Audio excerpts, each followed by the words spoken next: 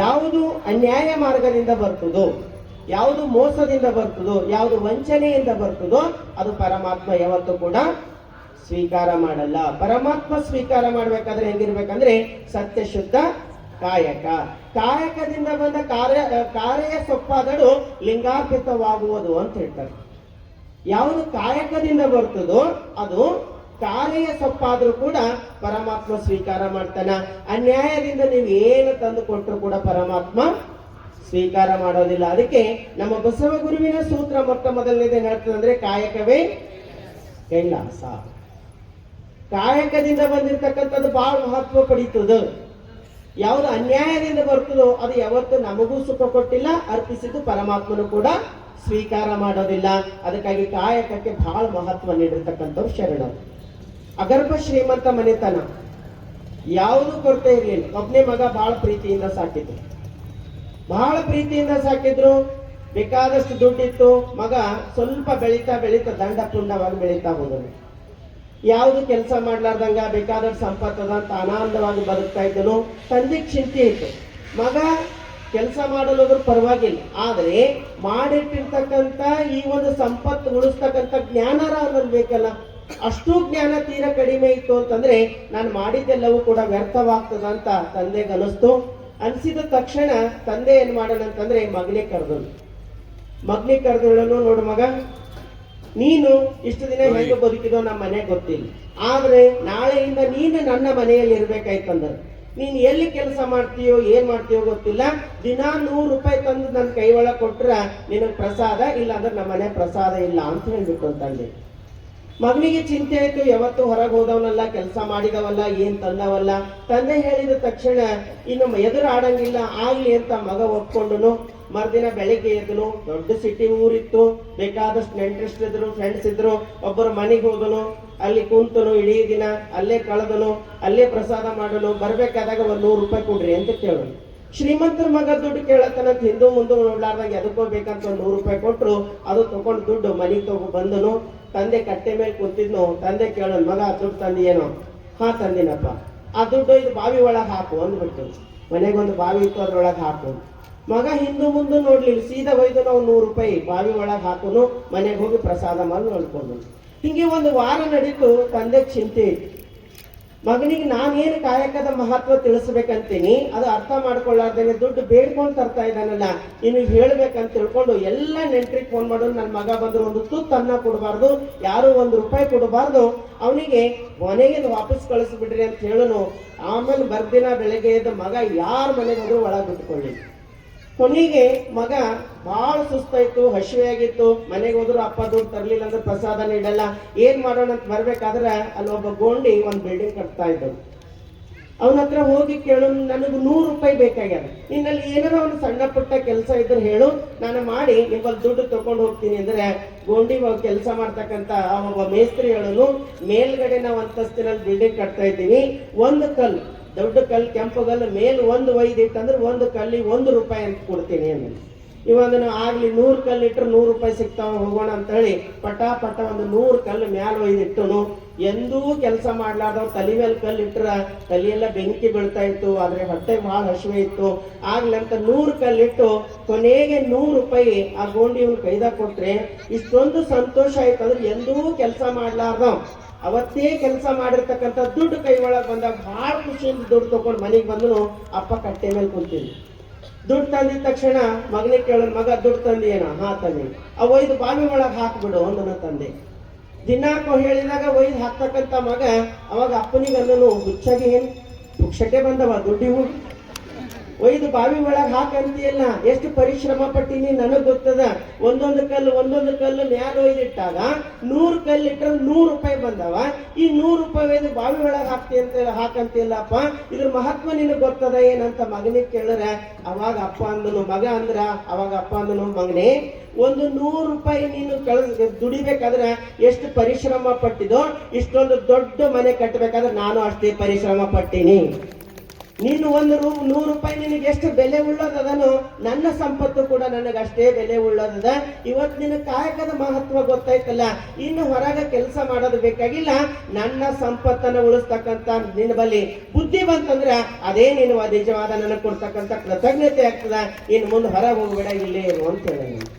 ಇದು ಕಥೆಯಾದ್ರೂ ಕೂಡ ನಾನು ಯಾಕೆ ಹೇಳ್ತಾ ಇದ್ದೀನಿ ಅಂತಂದ್ರೆ, ಪರಿಶ್ರಮ ಬಂದಿರ್ತಕ್ಕಂಥದ್ದು ಬಹಳ ಫಲ ಕೊಡ್ತದೆ, ಬಹಳ ಆನಂದಪೂರ್ಣ ಕೊಡ್ತದೆ. ನಿಮ್ಗೆ ಸುಮ್ಮನೆ ಒಂದು ಉದಾಹರಣೆ ಹೇಳ್ತೀನಿ, ಬಹಳ ಜನ ತಾಯಿಯಿಂದಿದ್ರೆ ನಿಮಗೆ ಗೊತ್ತಾಗ್ತದೆ. ಈ ಶಾವಿಗೆ ಪಾಯಸ ಇರ್ತದ, ನೀವು ಶಾವಿಗೆ ಪಾಯಸ ಮಾಡಿ ನೋಡ್ರಿ. ಅದ್ರ ಜೊತೆಗೆ ಈ ಸೌತೆ ಬೀಜ ಅಂತ ಮಾಡ್ತಾರೆ ನಮ್ಮ ಹಳ್ಳಿ ಕಡೆ, ನಿಮ್ ಕಡೆನೂ ಮಾಡ್ತಿರ್ಬೇಕು ಅನ್ನಿಸ್ತದೆ, ಅದನ್ನು ಮಾಡ್ತಾರಲ್ಲ.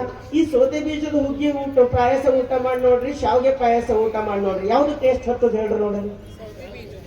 ಸೌತೆ ಬೀಜ ಟೇಸ್ಟ್ ಅದ. ಯಾಕಂದ್ರೆ ಅದ್ರ ಒಳಗೆ ಪರಿಶ್ರಮ ಅದ. ಯಾವುದು ಪರಿಶ್ರಮದಿಂದ ಬರ್ತದೋ ಅದು ಬಹಳ ರುಚಿ ಇರ್ತದೆ. ಪರಿಶ್ರಮ ಇರ್ಲಾರ್ದೇನೆ ಯಾವುದು ಬರ್ತದೋ ಅದು ಯಾವತ್ತೂ ಕೂಡ ನಮಗೆ ಸುಖ ಕೊಡಲ್ಲ, ಆನಂದ ಕೊಡಲ್ಲ. ಅದಕ್ಕಾಗಿ ಶರಣರು ಏನ್ ಹೇಳ್ತಾರಂತಂದ್ರೆ, ನಿತ್ಯ ಕಾಯಕ. ನಿತ್ಯ ಕಾಯಕ, ಕಾಯಕದಿಂದ ಬಂದಿದ್ದು ಮಾತ್ರ ಲಿಂಗಾರ್ಪಿತವಾಗುವುದು. ಕಾಯಕ ಇರ್ಲಾರ್ದೇನೆ ಬಂದಿರ್ತಕ್ಕಂಥದ್ದು ಲಿಂಗಾರ್ಪಿತ ಯಾವತ್ತೂ ಕೂಡ ಆಗೋದಿಲ್ಲ. ಅದಕ್ಕೆ ಬಹಳ ಚಂದ ಬರೀತಾರೆ ಜನಪದ ನುಡಿಯೊಳಗೆ. ಎಲ್ಲ ಬಲ್ಲಿದನಯ್ಯ ಕಲ್ಯಾಣ ಬಸವಯ್ಯ, ಚೆಲ್ಲಿದನು ತಂದು ಶಿವ ಬೆಳಕ, ಚೆಲ್ಲಿದನು ತಂದು ಶಿವ ಬೆಳಕ, ನಾಡೊಳಗೆ ಸೊಲ್ಲೆತ್ತಿ ಜನವೂ ಹಾಡುವುದು. ಜನಪದ ಸೊಗಡು ಎಷ್ಟು ಚಂದ ಬರೀತಾರೆ ಇಲ್ಲಿ ಅಂತಂದ್ರೆ, ಎಲ್ಲ ಬಲ್ಲಿದನಯ್ಯ ಕಲ್ಯಾಣ ಬಸವಯ್ಯ. ಎಲ್ಲ ಗೊತ್ತಿತ್ತು ಬಸವಣ್ಣನವರು. ಎಲ್ಲ ಬಲ್ಲಿದ ಅಂದ್ರೆ ಎಲ್ಲವನ್ನ ತಿಳಿದುಕೊಂಡಿರ್ತಕ್ಕಂಥವರು. ಎಲ್ಲ ಬಲ್ಲಿದ ಅಂತಂದ್ರೆ ಎಲ್ಲದರಲ್ಲಿ ಪರಿಣಿತಿ ಹೊಂದಿರ್ತಕ್ಕಂಥವರು. ಕಲ್ಯಾಣ ಬಸವಯ್ಯ ಚೆಲ್ಲಿದನು ತಂದು ಶಿವ ಬೆಳಕ. ಬಸವಣ್ಣನವರು ಜ್ಞಾನ, ಕಾಯಕ, ದಾಸೋಹ ಅವರೆಲ್ಲ ತತ್ವಗಳು ತಂದು ತಿಳಿ ಹೇಳಿಲ್ಲ ಅಂತ ಚೆಲ್ಲ ಬಿಟ್ಟರು. ಚೆಲ್ಲದ್ರಾಗೂ ಕುಡೋದ್ರಾಗೂ ಬಹಳ ವ್ಯತ್ಯಾಸ ಅದ. ನೀವು ಒಂದು ಕ್ಷಣ ಯೋಚನೆ ಮಾಡ್ಬೇಕು. ಕುಡಬೇಕಾದಾಗ ಮನುಷ್ಯ ಕೈ ಹಿಂದ ಮುಂದ ನೋಡ್ತಾನೆ, ನನ್ನವರು ವಿಚಾರ ಮಾಡಿ ಕೊಡ್ತಾನ. ಆದ್ರೆ ಚೆಲ್ಲೋದಲ್ಲ, ನಿಮ್ಮ ಸಾಮರ್ಥ್ಯಕ್ಕೆ ತಕ್ಕಂತೆ ನೀವು ಆಯ್ದುಕೊಳ್ಳಿ ಅಂತ ಹೇಳೋದು ಚೆಲ್ಲೋದು. ಎಷ್ಟು ಸಾಮರ್ಥ್ಯದನ್ನು ಅಷ್ಟು ತಗೊಳ್ಳಿ ಅಂತ ಕೊಡೋದು ಚೆಲ್ಲೋದು. ಕೈ ಎತ್ತಿ ನೀಡುವುದು, ನಾವದು ಹೆಚ್ಚು ಕಡಿಮೆ ಮಾಡಬಹುದು. ಅದಕ್ಕಾಗಿ ಬಹಳ ಚಂದ ಹೇಳ್ತಾರೆ, ಎಲ್ಲಾ ಬಲ್ಲಿದನಯ್ಯ ಕಲ್ಯಾಣ ಬಸವಯ್ಯ, ಚೆಲ್ಲಿದನು ತಂದು ಶಿವ ಬೆಳಕ. ಕಲ್ಯಾಣದಾಗ ತಂದು ಶಿವನ ಬೆಳಕು ಚೆಲ್ಲಿದ್ರಂತ. ಹೆಂಗಿತ್ತು ಶಿವನ ಬೆಳಕು ಚೆಲ್ಲೋದಕ್ಕೆ? ಯಾವ ಶಿವನ ಬೆಳಕು ಅಂತಂದ್ರೆ ಮುಂದೆ ಚಂದ ಬರೀತಾರೆ, ಅರಿಯುವುದಕ್ಕೆ ಕುರು ಎಂದು ಕರಲಿಂಗ ನೀ ಕೊಟ್ಟೆ, ಶರಣೆಂಬ ನುಡಿಯ ಛಲ ಮಾಡಿ, ಶರಣೆಂಬ ನುಡಿಯ ಛಲ ಮಾಡಿ, ಶಿವಮತಕ್ಕೆ ಗುರು ಬಸವಲಿಂಗ ನಿಜ ಮಂತ್ರ. ಎಂತ ಬೆಳಕನ್ನ ಚೆಲ್ಲಿದ್ರು ಬಸವಣ್ಣನವರು ಕಲ್ಯಾಣದಲ್ಲಿ ಅಂತಂದ್ರೆ, ಅರಿಯುವುದಕ್ಕೆ ಕುರು ಎಂದು. ಇರ್ಲಿ ಬಿಡ್ರಪ್ಪ, ತುಳ ಏನಿಲ್ಲ, ಇರ್ಲಿ ಪರವಾಗಿಲ್ಲ. ಅರಿಯುವುದಕ್ಕೆ ಕುರು ಎಂದು ಕರಲಿಂಗ ನೀ ಕೊಟ್ಟೆ ಅಂತ ಹೇಳ್ತಾರೆ. ಅರಿಯುವುದಕ್ಕೆ ಕುರು, ಅರಿಯುವುದಕ್ಕೆ ಅಂತಂದ್ರೇನು? ಸತ್ಯದ ಜ್ಞಾನವನ್ನ ಪಡಿಲಿಕ್ಕೆ, ಪರಮಾತ್ಮನ ನಿಜ ಸ್ವರೂಪದ ಅರಿವನ್ನ ಮಾಡ್ಕೊಳ್ಲಿಕ್ಕೆ ಏನ್ ಕೊಟ್ರು ಬಸವಣ್ಣರು? ಕರಲಿಂಗ ನೀ ಕೊಟ್ಟೆ. ಕರಲಿಂಗ ನೀ ಕೊಟ್ಟೆ ಅಂತಂದ್ರೆ ನಮ್ಮ ಅರಿವನ್ನ ಜಾಗೃತ ಮಾಡ್ಕೊಳ್ಬೇಕಂತ ಬಸವಣ್ಣವರು ನಮ್ಮ ಕೈಯಲ್ಲಿ ಇಷ್ಟಲಿಂಗವನ್ನ ಕೊಟ್ರು ಅಂತ ಹೇಳ್ತಾರೆ. ಇಷ್ಟಲಿಂಗನೇ ಯಾಕೆ ಕೊಟ್ರು ಅಂತಂದ್ರೆ, ಸಾಮಾನ್ಯವಾಗಿ ನೀವು ನೋಡ್ರಿ, ನಾವು ಪೂಜೆ ಮಾಡ್ಕೊಳ್ಬೇಕಾದಾಗ ಯಾರ ಬಂದು ಕೇಳ್ತಿರ್ತಾರೆ, ಏನ್ ಮಾಡ್ತಾ ಇದ್ದಾರೆ ಅಂದ್ರೆ ಪೂಜೆ ಮಾಡ್ಕೊಳ್ತಾ ಇದ್ದಾರೆ ಅಂತ ಹೇಳ್ತಾರೆ. ನೀವು ದೇವ್ರ ಪೂಜೆ ಮಾಡ್ತಾ ಇದ್ರಿ ಅಂದ್ರೆ ಯಾರ ಬಂದು ಕೇಳಿದ್ರೆ ಏನ್ ಮಾಡ್ತಾ ಇದ್ರಿ ಅಂದ್ರೆ ಪೂಜಾ ಮಾಡ್ತಾ ಇದ್ದಾರೆ ಅಂತ ಹೇಳ್ತಾರೆ. ಮಾಡುವುದಕ್ಕೂ ಮಾಡಿಕೊಳ್ಳುವುದಕ್ಕೂ ಎಷ್ಟು ವ್ಯತ್ಯಾಸ ಅದ? ತನ್ನ ಅರಿವಿನ ಪೂಜೆ ತಾನು ಮಾಡಿಕೊಳ್ಳೋದು, ಮಾಡಿಕೊಳ್ಳುವುದು, ಹೊರಗಿಟ್ಟು ಮಾಡುವುದು ಅಂತ ಹೇಳ್ತಾರೆ. ಅದಕ್ಕಾಗಿ ಬಸವಣ್ಣನವರು ನಮ್ಮ ಸ್ವರೂಪದ ಜ್ಞಾನವಾಗಬೇಕಂತ.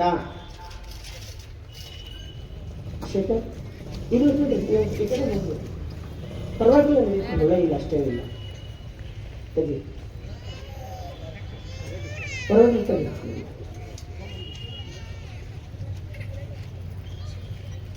ಸ್ವರೂಪದ ಜ್ಞಾನವನ್ನ ಅರಿವು ಮಾಡಿಕೊಳ್ಳಿಕ್ಕೆ ಬಸವಣ್ಣರು ನಮ್ಮ ಕೈಯಲ್ಲಿ ಏನ್ ಕೊಡ್ತಾರ? ಇಷ್ಟಲಿಂಗವನ್ನ ಕೊಟ್ರು. ಅದಕ್ಕೆ ಅರಿಯುವುದಕ್ಕೆ ಕುರು, ಚೆಲ್ಲಿದನು ತಂದು ಶಿವ ಬೆಳಕ ಅಂತಂದ್ರೆ ಆ ಪರಮಾತ್ಮನ ಸ್ವರೂಪದ ಜ್ಞಾನ ಇಷ್ಟಲಿಂಗದ ಮುಖಾಂತರವನ್ನ ಕೊಟ್ರು. ಈಗ ನಾವು ವಿಚಾರ ಮಾಡಿ ನೋಡ್ತಕ್ಕಂಥದ್ದು ಏನದ ಅಂದ್ರೆ, ಮನುಷ್ಯನಿಗೆ ತೃಪ್ತಿ ಆಗಬೇಕಾಯ್ತಂದ್ರೆ ಬರೀ ಧ್ಯಾನ ಮಾತ್ರ ನಡೆಯಲ್ಲ. ಬರೀ ಧ್ಯಾನದಿಂದ ತೃಪ್ತಿ ಆಗ್ತದ ಅನ್ನೋದು ತಪ್ಪು ಕಲ್ಪನೆ ಆಗ್ತದೆ.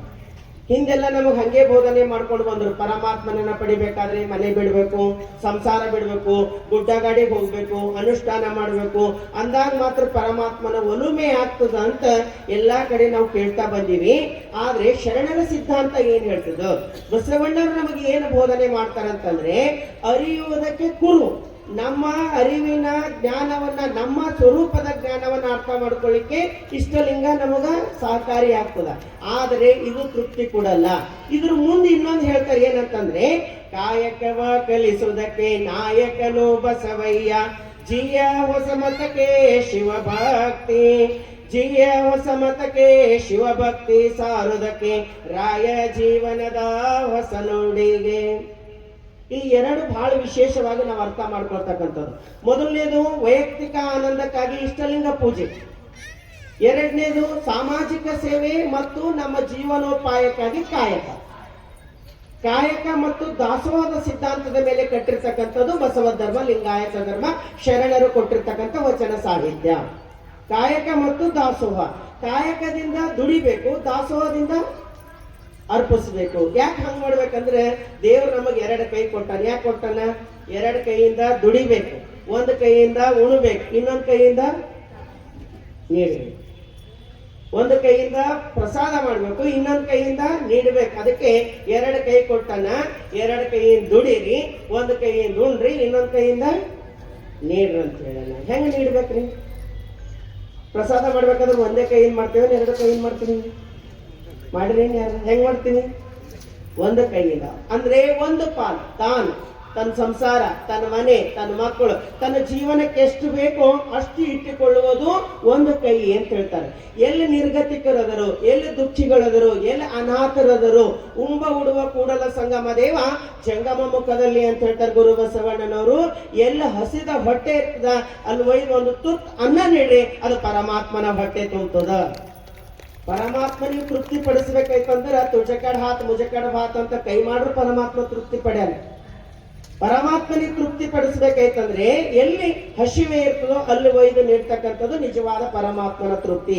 ಅದಕ್ಕೆ ಹೇಳ್ತಾರೆ ಗುರು ಬಸವಣ್ಣನು, ಮರಕ್ಕೆ ಬಾಯಿ ಬೇರೆಂದು ತಳಕ್ಕೆ ನೀರೆರೆದರೆ ಮೇಲೆ ಪಲ್ಲವಿಸಿತು ನೋಡ, ಲಿಂಗದ ಬಾಯಿ ಜಂಗಮವೆಂದು ಪಡಿ ಪದಾರ್ಥವ ನೀಡಿದರೆ ಮುಂದೆ ಸಕಲಾರ್ಥವನ್ನು ಇವನು ಆ ಜಂಗಮವ ಹರನೆಂದು ಕಂಡು ನರನೆಂದು ಕಂಡು ಹರನೆಂದು ಕಂಡು ನರನೆಂದು ಭಾವಿಸಿದಡೆ ನರಕ ತಪ್ಪದು ಕಾಣ ಕೂಡಲ ಸಂಗಮ ದೇವ ಅಂತ ಹೇಳ್ತಾರೆ. ಪರಮಾತ್ಮ ಯಾರ ಮುಖಾಂತರ ಉಣ್ತಾನಂದ್ರ ಹಸಿದ ಹೊಟ್ಟೆಯ ಮುಖಾಂತರ ಉಣ್ತಾನ, ಬೆತ್ತಲೆಯವರ ಮೈ ಮುಖಾಂತರ ಉಡ್ತಾನ. ಅದಕ್ಕಾಗಿ ನಿಜವಾದ ಪರಮಾತ್ಮನ ತೃಪ್ತಿ ಅಂತಂದ್ರೆ ಯಾವ್ದಂತಂದ್ರೆ ಸಮಾಜದಲ್ಲಿ ಎಲ್ಲಿ ನಿರ್ಗತಿಕರದರ, ಎಲ್ಲಿ ದುಃಖಿಗಳದರ, ಎಲ್ಲಿ ಅನಾಥರದರ ಅವರಿಗೆ ನೀಡ್ತಕ್ಕಂಥದ್ದಲ್ಲ, ಅದೇ ನಿಜವಾದ ಪರಮಾತ್ಮನ ತೃಪ್ತಿ ಅಂತ ಹೇಳ್ತಾರೆ ಇಲ್ಲಿ ಗುರು ಬಸವಣ್ಣನವರು. ಇದು ಪರಮಾತ್ಮನಿಗೆ ನೀಡುವ ರೀತಿ. ಇನ್ನು ನೀಡಬೇಕಾದ್ರೆ ಏನ್ ಮಾಡ್ಬೇಕ್ರಿ? ಮೊದಲು ನಮ್ಮಲ್ಲಿ ಬರ್ಬೇಕಾದ್ರೆ ಏನ್ ಬೇಕು? ಕಾಯಕ ಬೇಕು. ಅದಕ್ಕೆ ಕಲ್ಯಾಣದಲ್ಲಿ ವಿಶೇಷವಾಗಿರ್ತಕ್ಕಂಥ ಕಾಯಕ ಕೊಟ್ಟರು ಬಸವಣ್ಣರು. ಮೊಟ್ಟ ಮೊದಲ ಕಾಯಕ ಇತ್ತು ಎಚ್ಚರಿಕೆ ಕಾಯಕದ ಮುಕ್ತಿನಾಥಯ್ಯ ಅಂತಿದ್ರು ಶರಣರು. ಅವ್ರ ಕಾಯಕ ಏನಿತ್ತಂದ್ರೆ ಕಲ್ಯಾಣದಲ್ಲಿ ಪ್ರತಿದಿನ ಲಿಂಗಾರ್ಚನೆ ಮಾಡ್ಕೊಳ್ತಕ್ಕಂಥ ನಸ್ಕಿನಾಗ 3 ಗಂಟೆಗೆ ಎದ್ದು ಗಾಂಧಾರಿ ಮಾಂಧಾರಿ ಎಂಬ ಅಹೋರಾತ್ರಿಯಲ್ಲಿ ಲಿಂಗ ಪೂಜೆ ಮಾಡ್ತಕ್ಕಂಥ ಶರಣರ ಬಳಗದ ಮನೆಗಳು ಇದ್ವು. ಆ ಮನೆಯವರಿಗೆ ಹೋಗಿ ಎಬ್ಬಿಸ್ತಕ್ಕಂಥದ್ದೇ ಅವ್ರದೊಂದು ಕಾಯಕ ಇತ್ತು, ಎಚ್ಚರಿಕೆ ಕಾಯಕದ ಮುಕ್ತಿನಾಥಯ್ಯ. ಅವರಿಗೂ ಎಬ್ಬಿಸೋದು ಮತ್ತು ಮರವಿನಲ್ಲಿ ಬಿದ್ದವರನ್ನು ಎಬ್ಬಿಸ್ತಕ್ಕಂಥದ್ದು 2 ಕಾಯಕ ಇತ್ತು. ಅವ್ರು ಪ್ರತಿದಿನ 3 ಗಂಟೆಗೆ ಪ್ರತಿಯೊಂದು ಮನೆ ಮುಂದೆ ಹೋಗ್ತಿದ್ರು. ಅಂಗವಿಕಾರ ಸಾಕೇಳಿ, ಗುರು ಕೊಟ್ಟ ಲಿಂಗವ ನೆನೆದೇಳಿ, ಮಾಡ ಬನ್ನಿ ಲಿಂಗ ಪೂಜೆಯ, ಸೇರ ಬನ್ನಿ ಶರಣರ ಸಂಗವ ಅಂತ ಪ್ರತಿ ಮನೆ ಮುಂದೆ ಹೋಗಿ ಮಲಗಿರ್ತಕ್ಕಂಥವ್ರನ್ನ ಎಬ್ಬಿಸ್ತಿದ್ರು. ಪ್ರತಿಯೊಬ್ಬರಿಗೆ ಎಬ್ಬಿಸ್ತಿದ್ರು. ಮಲಗಿರ್ತಕ್ಕಂಥವ್ರಿಗೆ ಎಬ್ಬಿಸ್ಲಿಕ್ಕೆ ಅವ್ರಿಗೆ ಮುಕ್ತಿನಾಥಯ್ಯ ಬರ್ತಿರಲ್ಲ, ಅವರು ನಮ್ಮ ಮನೆಗೆ ಬಂದು ನಮ್ಮನ್ನೇ ಎಬ್ಬಿಸಿದಾರೆ ಅಂತ ತಿಳ್ಕೊಂಡು ಪ್ರತಿಯೊಬ್ಬರ ಮನೆಯಿಂದ ಇಷ್ಟು ಜೋಳ ಅವರಿಗೆ ಕಾಯಕ ಮಾಡ್ಯಾರ ಅಂತ ಕೊಡ್ತಿದ್ರು. ಅದು ತಗೊಂಡೋಗಿ ಅವ್ರ ಜೀವನ ನಡೆಸ್ತಿದ್ರು. ಮತ್ತೆ ಕಲ್ಯಾಣಕ್ಕೆ ಯಾರೇ ಬರ್ಲಿ ಅವರಿಗೆ ಪ್ರಸಾದ ಮಾಡಿಸ್ತಿದ್ರು. ಇದು ಮೊಟ್ಟ ಮೊದಲ ಕಾಯಕ ಇತ್ತು, ಎಚ್ಚರಿಕೆ ಕಾಯಕದ ಮುಕ್ತಿನಾಥಯ್ಯರ ಕಾಯಕ ಇತ್ತು. ಅದಾದ್ಮೇಲೆ 2ನೇ ಕಾಯಕ ಬರ್ತಿತ್ತು. ಯಾವ್ದು ಕಾಯಕ ಬರ್ತಿತ್ತು ಅಂದ್ರೆ ಗಂಟೆ ಸ್ವಾಮಿಗಳ ಕಾಯಕ ಅಂತ ಬರ್ತಿತ್ತು. ಈಗ ಇತ್ತೀಚೆಗೆ ಅದು ಮರೆ ಆಗ್ತಾ ಇದೆ, ನೀವು ನೋಡಿರ್ಬೋದು. ಮೊದಲೆಲ್ಲ ಹಳ್ಳಿ ಕಡೆ ಈ ಗಂಟೆ ಸ್ವಾಮಿಗಳು ಅಂತ ಬರ್ತಿದ್ರು. ಉದ್ದನ ಕೋಲಿಗೆ ಗಂಟೆಯನ್ನ ಕಟ್ಕೊಂಡು ಪ್ರತಿ ಮನೆ ಮುಂದೆ ಬರ್ತಿದ್ರು. ಇಲ್ಲಿ ಬರ್ತಿದ್ರೇನು? ಯಾರು ಹಳ್ಳಿ ಕಡೆ ಬರ್ತಿದ್ರು. ಅವ್ರು ಎಷ್ಟು ಗಂಟೆಯಿಂದ ಬರ್ತಾರೆ ಅಂದ್ರೆ 5 ಗಂಟೆಯಿಂದ 6 ಗಂಟೆ ಒಳಗಾಗಿ ಇಡೀ ಊರೆಲ್ಲ ಸುತ್ತಾಡ್ತಿದ್ರು. ಅದ್ರ ಉದ್ದೇಶ ಏನಿತ್ತಂದ್ರೆ ಎಚ್ಚರಿಕೆ ಕಾಯಕದ ಮುಕ್ತಿನಾಥಯ್ಯ ಮಲಗಿರ್ತಕ್ಕಂಥವ್ರನ್ನ ಎಬ್ಬಿಸಿ ಸ್ನಾನ ಮಾಡ್ಕೊಳ್ರಿ, ಲಿಂಗಾರ್ಚನೆ ಮಾಡ್ಕೊಳ್ರಿ ಅಂತ ಹೇಳಿ ಹೋದಾಗ ಎದ್ದಾರ ಇಲ್ಲ, ಸ್ನಾನ ಮಾಡ್ಯಾರ ಇಲ್ಲ, ವಿಭೂತಿ ಹಚ್ಕೊಂಡಾರ ಇಲ್ಲ, ಲಿಂಗಾರ್ಚನೆ ಮಾಡ್ಕೊಂಡಾರ ಇಲ್ಲ ಅಂತ ನೋಡ್ಲಿಕ್ಕಾಗಿಯೇ ಬರ್ತಿದ್ರು. ಗಂಟೆ ಸ್ವಾಮಿಗಳ ಉದ್ದೇಶ ಏನಂದ್ರೆ ಇವ್ರ ಮನೆಗೆ ಎದ್ದಾರಿಲ್ಲ ಅಂತ ನೋಡ್ಬೇಕಂತ ಬರ್ತಿದ್ರು. ಒಂದ್ ವೇಳೆ ಹೇಳಿಲ್ಲ, 1 ದಿನ 2 ದಿನ ನೋಡ್ತಿರು, 3ನೇ ದಿನ ಬಿಡ್ತಿರ್ಲಿಲ್ಲ. ಅದೇನು ಉದ್ದನ್ ಕೋಲಿಗೆ ಅದು ಗಂಟೆ ಕಟ್ಕೊಂಡ್ ಬರ್ತಿರಲ್ಲ, ಆ ಕೋಲ್ ತಕೊಂಡ್ ಬಡಿತಿದ್ರು. ಅದೇ ಕೋಲಿನಿಂದ ಬಡಿತಿದ್ರು. ಸ್ನಾನ ಮಾಡು, ವಿಭೂತಿ ಹಚ್ಕೋ, ಲಿಂಗ ಪೂಜೆ ಮಾಡ್ಕೋ, ಕಾಯಕ ಮಾಡು ಅಂತ ಅವ್ರು ಬೋಧನೆ ಮಾಡ್ತಿದ್ರು. ಅದಕ್ಕೆ ನಮ್ಮ ಹಳ್ಳಿ ಕಡೆ ಒಂದು ಮಾತಿತ್ತು, ಗಂಟೆ ಊರೊಳಗೆ ಬರ್ತಾ ಇತ್ತಂದ್ರೆ ನಮ್ಮ ಹಿರಿಯ ಅಜ್ಜಿಗಳು ಮನೆಗೆ ಇರ್ತಿದ್ರಲ್ಲ, ಎದ್ದು ಮುಖ ತೊಳ್ಕೊಂಡು ವಿಭೂತಿ ಹಚ್ಕೋ, ಗಂಟೆ ಹೊಂಟದ ಅಂತ ಹೇಳ್ತಿದ್ರು. ಗಂಟೆ ಬರ್ತಾ ಇದೆ ಅದ್ರ ಉದ್ದೇಶ ಏನಂದ್ರೆ ನಮ್ಮ ನಿತ್ಯ ಕರ್ಮಗಳು ಮುಗಿದಿರ್ಬೇಕು. ಅದಕ್ಕಾಗಿ ಅದು ನೋಡ್ಲಿಕ್ಕಾಗಿ ಅವ್ರೇನ್ ನಮ್ಮ ಮನೆಗೆ ಬರ್ತಿದ್ರು. ಅವ್ರು ನೋಡಿದಾಗ ಅವ್ರಿಗೆ ಖಾಲಿ ಕಳಿಸಬಾರ್ದಂತ ಒಂದು ಸ್ವಲ್ಪ ಹಿಟ್ಟು ತೆಗೆದು ಅವ್ರ ಜೋಳಿಗೆ ಒಳಗೆ ಹಾಕ್ತಿದ್ರು. ಆ ಹಿಟ್ಟು ತಗೊಂಡು ಅವ್ರ ಕಾಯಕ ಪೂರೈಸ್ತಿದ್ರು. ಇದು 2ನೇ ಕಾಯಕ ಇತ್ತು, ಗಂಟೆ ಸ್ವಾಮಿಗಳ ಕಾಯಕ ಇತ್ತು. ಈಗ ಅದು ಮಹತ್ವ ಕಳ್ಕೊಂಡು ಹೆಂಗಾಗ್ಯದ ಅಂದ್ರೆ ನಾವು ಮಲಗದೇ ರಾತ್ರಿ 1 ಗಂಟೆ. ನೀವು ನೋಡ್ರಿ, ಯಾರ್ದಾರ ಮನೆಗೆ 10-11 ಗಂಟೆಗೆ ಮಲಗ್ಲತ್ತಾರ, ಎಲ್ಲರ ಕೈ ಒಳಗೆ ಮೊಬೈಲ್ ಹಿಂಗ್ ನೋಡ್ಕೋತ್ ಕೂತ್ರ ಅದ್ರ ಸಮಯ ಹೋಗಿದ್ದೆ ಗೊತ್ತಾಗ. ಇಷ್ಟೊಂದು ಬಿಜಿ ಆಗೋಗ್ಬಿಟ್ಟು, ಬಿಜಿ ಆಗಿಲ್ಲ, ಗಜಿ ಆಗೋಗಿದ್ದು. ಬಿಜಿ ಆದ್ರೆ ಪರವಾಗಿದ್ದಿಲ್ಲ, ಗಜಿ ಆಗೋಗಿದ್ದು. ನಾವೆಲ್ಲ ಹೆಂಗೆಂಗೋ ಆಗೋಗಿವಿ. ಅದಕ್ಕೆ ನಾವು ಮಲಗೋದು 1 ಗಂಟೆಗೆ, ಹೇಳೋದು ಮುಂಜಾನೆ 9, 10, 11 ಯಾವಾಗ ಹೇಳ್ತೀವೋ ಗೊತ್ತಿಲ್ಲ. ಇನ್ನು ಅವ್ರರ ಪಾಪ ಬೇಗ ಯಾಕೆ ಬರ್ತಾರ, ಅವರು ಮನ್ಸಿಗೆ ಬಂದಾಗ ಬರತ್ತಾರ, ನಾವು ಮನ್ಸಿಗೆ ಬಂದಂಗೆ ಹೇಳ್ತಾ ಇದ್ವಿ. ಮತ್ತ ಅವ್ರು ಬಂದಾರ ಸುಮ್ಮನೆ ಕಳಿಸಬಾರ್ದು ಅಂತ ಒಂದಿಷ್ಟು ಹೆಟ್ಟು ಹಾಕಿ ಕಳಿಸ್ತಾ ಇದ್ವಿ. ಅವರು ತಿಳ್ಕೊಂಡಾರ ಹಿಟ್ಟು ಒಯ್ಯದೇ ನಮ್ ಕಾಯಕ ಅಂತ ತಿಳ್ಕೊಂಡಾರ. ನಿಜವಾಗ್ಲೂ ಹಿಟ್ಟು ಒಳಗಿರ್ತಕ್ಕಂಥ ಕಾಯಕ ಅಲ್ಲ, ನಮ್ಮ ಅವಗುಣವನ್ನ ತಿದ್ದತಕ್ಕಂಥ ಕಾಯಕ. ಅದು ಗಂಟೆ ಸ್ವಾಮಿಗಳ ಕಾಯಕ ಇತ್ತು. ಅದ್ರ ಬರ್ತಾ ಮಹತ್ವ ಕಳ್ಕೊಂಡು ಪ್ರತಿಯೊಂದರ ಹಿಂದೆ ಒಂದು ಉದ್ದೇಶ ಅದ. ಸುಮ್ಮನೆ ಕೊಟ್ಟಿಲ್ಲ ನಮ್ಮ ಶರಣರ ಕಾಯಕಗಳು. ಕಾಯಕ ಹಿಂದೆ ಒಂದು ಮಹತ್ವವನ್ನು ಇಟ್ಟಿರ್ತಕ್ಕಂಥ ನಾವು ನೋಡ್ತೀವಿ. ಅದಾದ್ಮೇಲೆ ಬರ್ತಿರೋ ಕಂತಿಭಿಕ್ಷ ಸ್ವಾಮಿಗಳ ಕಾಯಕ ಅಂತೀವಿ. ಕಂತಿಭಿಕ್ಷ ಸ್ವಾಮಿಗಳ ಕಾಯಕ ಇವಾಗ್ಲೂ ಕೂಡ ಹಳ್ಳಿಯಲ್ಲಿ ಮಠಗಳಿದ್ದು ಅಂತಂದ್ರೆ ಕಂತಿಭಿಕ್ಷೆ ಬಿಡ್ತಕ್ಕಂಥ ಅನೇಕ ಕಡೆ ಅಲ್ಲಿ ಉಳ್ಕೊಂಡಾರ, ಬಹಳ ಕಡೆ ಉಳ್ಕೊಂಡಿಲ್ಲ, ಹೋಗಿಬಿಟ್ಟಾರ. ಉದ್ದೇಶ ಏನಿತ್ತಂದ್ರೆ ಊರಿಗೆ ಒಂದು ಮಠ ಇರ್ತಿತ್ತು. ಮಠದಲ್ಲಿ ಒಬ್ಬ ಗುರುಗಳು ಇರ್ತಿದ್ರು. ಅವಾಗೆಲ್ಲ ಕಾಲ್ನಡಿಗೆಯಿಂದ ಹೋಗ್ತಿದ್ರು. ಈಗಿನಂಗೆ ಹೋಟೆಲ್ ಇರ್ಲಿಲ್ಲ, ಎಲ್ಲಿ ಹೋದ್ರೆ ಏನು ಸಿಗ್ತದಂತ ಇರ್ಲಿಲ್ಲ. ಅವಾಗೆಲ್ಲ ಹೋಗ್ಬೇಕಾದಾಗ ಬಹಳ ಕಷ್ಟ ಆಗ್ತಿತ್ತು. ಬಹಳ ಜನ ಸುಸಂಸ್ಕೃತರಿರ್ತಕ್ಕಂಥವ್ರು ಸ್ನಾನ ಮಾಡ್ಕೊಂಡು ಲಿಂಗ ಪೂಜೆ ಮಾಡ್ಕೊಂಡು ಪ್ರಸಾದ ಮಾಡ್ತಕ್ಕಂಥ ವ್ರತಧಾರಿಗಳು ಇರ್ತಿದ್ರು. ಅಂಥವ್ರು ಯಾರು ಮನೆಗೆ ಹೋಗ್ಬೇಕು ಅಂತ ತಿಳ್ಕೊಂಡು ಊರಿಗೆ ಒಂದು ಮಠ ಇರ್ತಿತ್ತು. ಮಠದಾಗ ಗುರುಗಳು ಇರ್ತಿದ್ರು.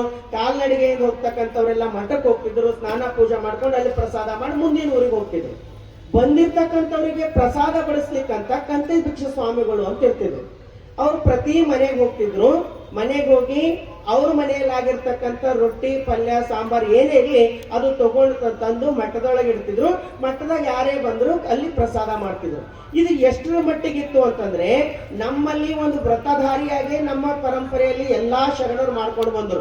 ನಮ್ಮ ಹಳ್ಳಿ ಕಡೆ ಒಂದು ಮಾತು ಹೇಳ್ತಿರ್ತಾರೆ. ಏನ್ ಹೇಳ್ತಿರ್ತಾರ ಅಂದ್ರ, ಮನ್ಯಾಗ ಮಾಡಿದ ಮೊದಲನೇ ರೊಟ್ಟಿ ಮನೆ ಹಿರಿಮಗ ಉಣಬಾರ್ದು ಅಂತ ಹೇಳ್ತಾರೆ. ಯಾಕಂತಾರಂಗ ನೀವು ನೋಡ್ರಿ, ಹಿಂದೆ ಬಹಳ ದೊಡ್ಡ ವಿಜ್ಞಾನ. ಸುಮ್ಮನೆ ಮಾಡಿಲ್ಲ ನಮ್ಮ ಶರಣರು.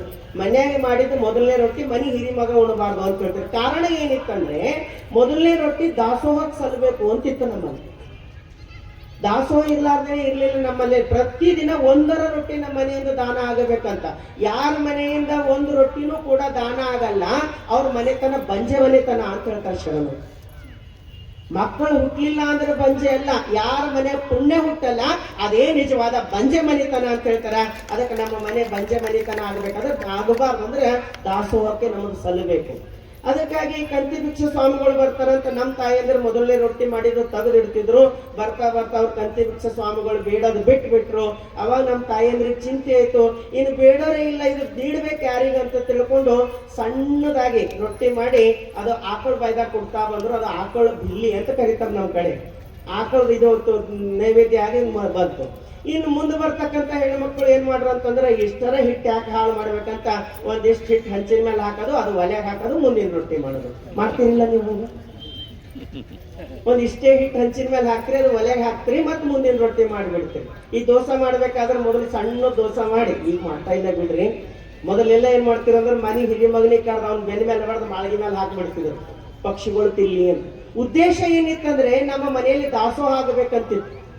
ಕಂತಿ ಭಿಕ್ಷಕ ಸಕಾಯಕ ಎಷ್ಟೊಂದು ಶ್ರೇಷ್ಠ ಇತ್ತಂದ್ರ ನಮ್ಮ ಮನೆಯಲ್ಲಿ ಯಾರಿಗಾರ ಜ್ವರ ಬಂತಂದ್ರ ಕಂತಿ ಭಿಕ್ಷ ಸ್ವಾಮಿಗಳು ಬಂದಾಗ ಅವ್ರ ಜೋಳಿಗೆ ಒಳಗೆ 2 ರೊಟ್ಟಿ ಹಾಕಿ ಅದ್ರಾಗ ಒಂದು ಅರ್ಧ ರೊಟ್ಟಿ ತಗೊಂಡು ಜ್ವರ ಬಂದವ್ರಿಗೆ ಊಟ ಮಾಡ್ಲಿಕ್ಕೆ ಕೊಡ್ತಿದ್ರು.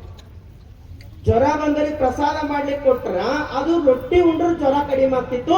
ಅಷ್ಟೊಂದು ಶಕ್ತಿ ಕಂತಿ ಭಿಕ್ಷ ಸ್ವಾಮಿಗಳಲ್ಲಿತ್ತು, ಆ ನೀಡುವ ಭಾವದಲ್ಲಿತ್ತು, ಬಡಿಸುವ ಭಾವದಲ್ಲಿ. ಅದಕ್ಕೆ ಹೇಳ್ತೀವಿ ಯಾವಾಗ್ಲೂ ಕೂಡ ದುಡ್ಡು ಕೊಟ್ರೆ ಎಲ್ಲ ರೆಡಿಮೇಡ್ ಸಿಗ್ಬೋದು, ಆದ್ರೆ ಪರಿಶ್ರಮದಿಂದ ಬಂದಿರ್ತದಲ್ಲ ಅದ್ರೊಳಗೆ ಬಹಳ ಶಕ್ತಿ ಇರ್ತದೆ, ಅದ್ರೊಳಗೆ ಬಹಳ ಶಕ್ತಿ. ಅದಕ್ಕೆ ದಾಸೋಹ ಕೊಡ್ಬೇಕಾಯ್ತಂದ್ರೆ ಇತ್ತೀಚೆಗೆ ಬಹಳ ಕಷ್ಟ.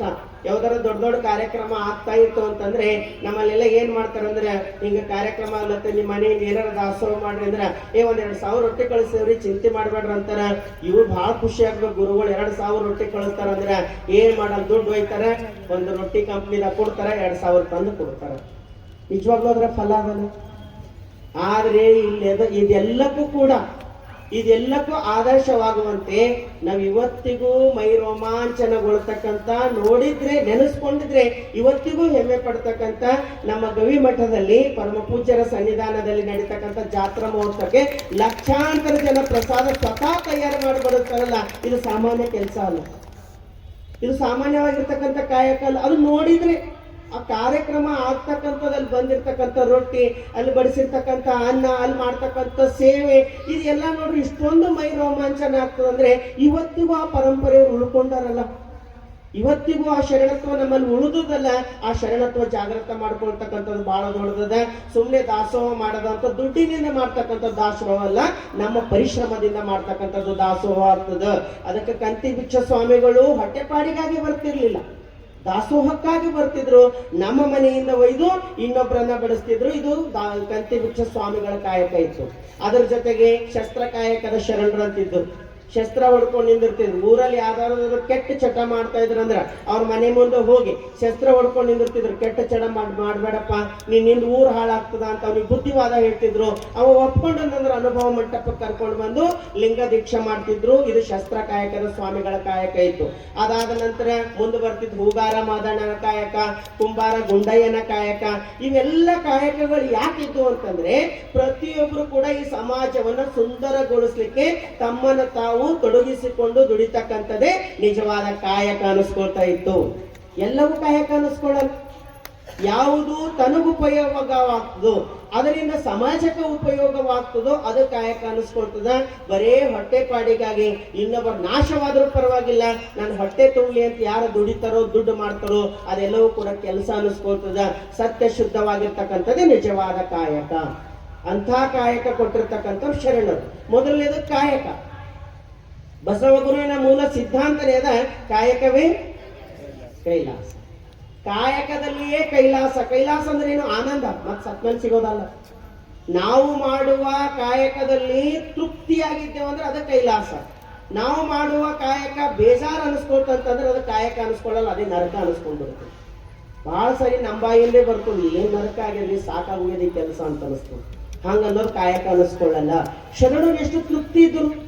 ಅಕ್ಕಿ ಆಯೋದ್ರಲ್ಲಿ ಶರಣರು ತೃಪ್ತಿ ಇದ್ರು, ಕಸ ಗುಡಿಸೋದ್ರಲ್ಲಿ ಶರಣರು ತೃಪ್ತಿ ಇದ್ರು, ಹೂ ತರೋದ್ರಲ್ಲಿ ಶರಣರ ತೃಪ್ತಿ ಇದ್ರು. ಶರಣರ ತತ್ವ, ಶರಣರ ಜೀವನವನ್ನು ನೋಡಿದಾಗ ಪ್ರತಿಯೊಂದರಲ್ಲಿಯೂ ಕೂಡ ಆನಂದವನ್ನ ಪಡ್ತಿದ್ರಲ್ಲ, ಅದಕ್ಕೆ ಅವರಿಗೆ ಕಾಯಕವೇ ಕೈಲಾಸವಾಗಿತ್ತು. ಅದಕ್ಕೆ ನಮಗೂ ಕೂಡ ಎದರಾಗಿರ್ತೇವೋ ಅದ್ರಲ್ಲಿ ತೃಪ್ತಿ ಇತ್ತಂದ್ರೆ ಅದಕ್ಕೆ ಕೈಲಾಸ ಅನ್ಕೊಳ್ಬೇಕು. ಇಲ್ಲ ಅಂದ್ರೆ ನಮ್ಮ ಜೀವನ ನರಕಮಯ ಆಗ್ಯದ. ಅದಕ್ಕೆ ಶರಣರ ಸಿದ್ಧಾಂತ ಕಾಯಕವೇ ಕೈಲಾಸ ಅಂತಾರೆ. ಬರೀ ಕಾಯಕದಿಂದ ತಾನು ಬದುಕೋದಲ್ಲ. ಇನ್ ಎರಡನೇದು ಹೇಳ್ತಾರ ದಾಸೋಹ. ಕಾಯಕದಿಂದ ದುಡಿಬೇಕು, ದಾಸೋಹದಿಂದ ನೀಡಬೇಕಂತ ಹೇಳ್ತಾರೆ. ಎಷ್ಟು ಚಂದ ಹೇಳ್ತಾರೆ ಗುರು ಬಸವಣ್ಣರು ಅಂದ್ರೆ, ಬಂಡವ ತುಂಬಿದ ಬಳಿಕ ಸುಂಕವ ತೆತ್ತಲ್ಲದೆ ವಿರಹಿತ ಹೋಗಬಾರದು. ಕಳ್ಳ ನಾಣ್ಯ ಸಲ್ಲುಗಿಗೆ ಸಲ್ಲದು, ಕಳ್ಳ ನಾಣ್ಯ ಸಲ್ಲಲಿಯರಯ್ಯ, ಭಕ್ತಿ ಎಂಬ ಬಂಡಕ್ಕೆ ಜಂಗಮವೇ ಸುಂಕಿಗ ಕೂಡಲ ಸಂಗಮ ದೇವ. ಬಂಡವ ತುಂಬಿದ ಬಳಿಕ ಸುಂಕವ ತೆತ್ತಲ್ಲದೆ ವಿರಹಿತ ಹೋಗಬಾರದು. ಈಗ ಇದು ನಮ್ಮ ಭಾಷೆದಾಗ ನಾವು ವಿಚಾರ ಮಾಡಿ ನೋಡಿದೆವು ಅಂತಂದ್ರೆ ಬರೀ ದುಡ್ಡು ಟ್ಯಾಕ್ಸ್ ಕಟ್ಲಾರ್ದೇನೆ ಇಟ್ಕೊಂಡ್ರು ಅಂತಂದ್ರೆ ಅದು ಏನ್ ಅನಿಸ್ಕೊಳ್ತದ? Black money ಅನಿಸ್ಕೊಳ್ತದೆ. ಒಂದು ದಿನ ರೇಡ್ ಆಯ್ತದ, ಯಾರ್ದು? ಇನ್ಕಮ್ ಟ್ಯಾಕ್ಸ್ ರೇಡ್ ಮಾಡ್ತಾರೆ. ರೇಡ್ ಮಾಡ್ರಂದ್ರೆ ಎಲ್ಲೆಲ್ಲಿ ಮುಚ್ಚಿಟ್ಟಿರೋ ಅದೆಲ್ಲ ಹೊರಗೆ ತರ್ತಾರೆ. ಹಂಗ ದೇವರು ನಮ್ಮ ಮ್ಯಾಲ ರೇಡ್ ಮಾಡಿಸ್ತಾನಂತ. ಯಾರಿಂದ ರೇಡ್ ಮಾಡಿಸ್ತಾನ? ಕಾಯಕದಿಂದ ದುಡಿದಿರ್ತಕ್ಕಂಥದ್ದು ನನಗೇ ಬೇಕಂತ ಇಟ್ಕೊಂಡ್ರಿ ಅಂತಂದ್ರೆ ನಾಯಿಯ ಹಾಲು ನಾಯಿಯ ಮರಿಗಲ್ಲದೆ ಪಂಚಾಮೃತಕ್ಕೆ ಸಲ್ಲದಯ್ಯ.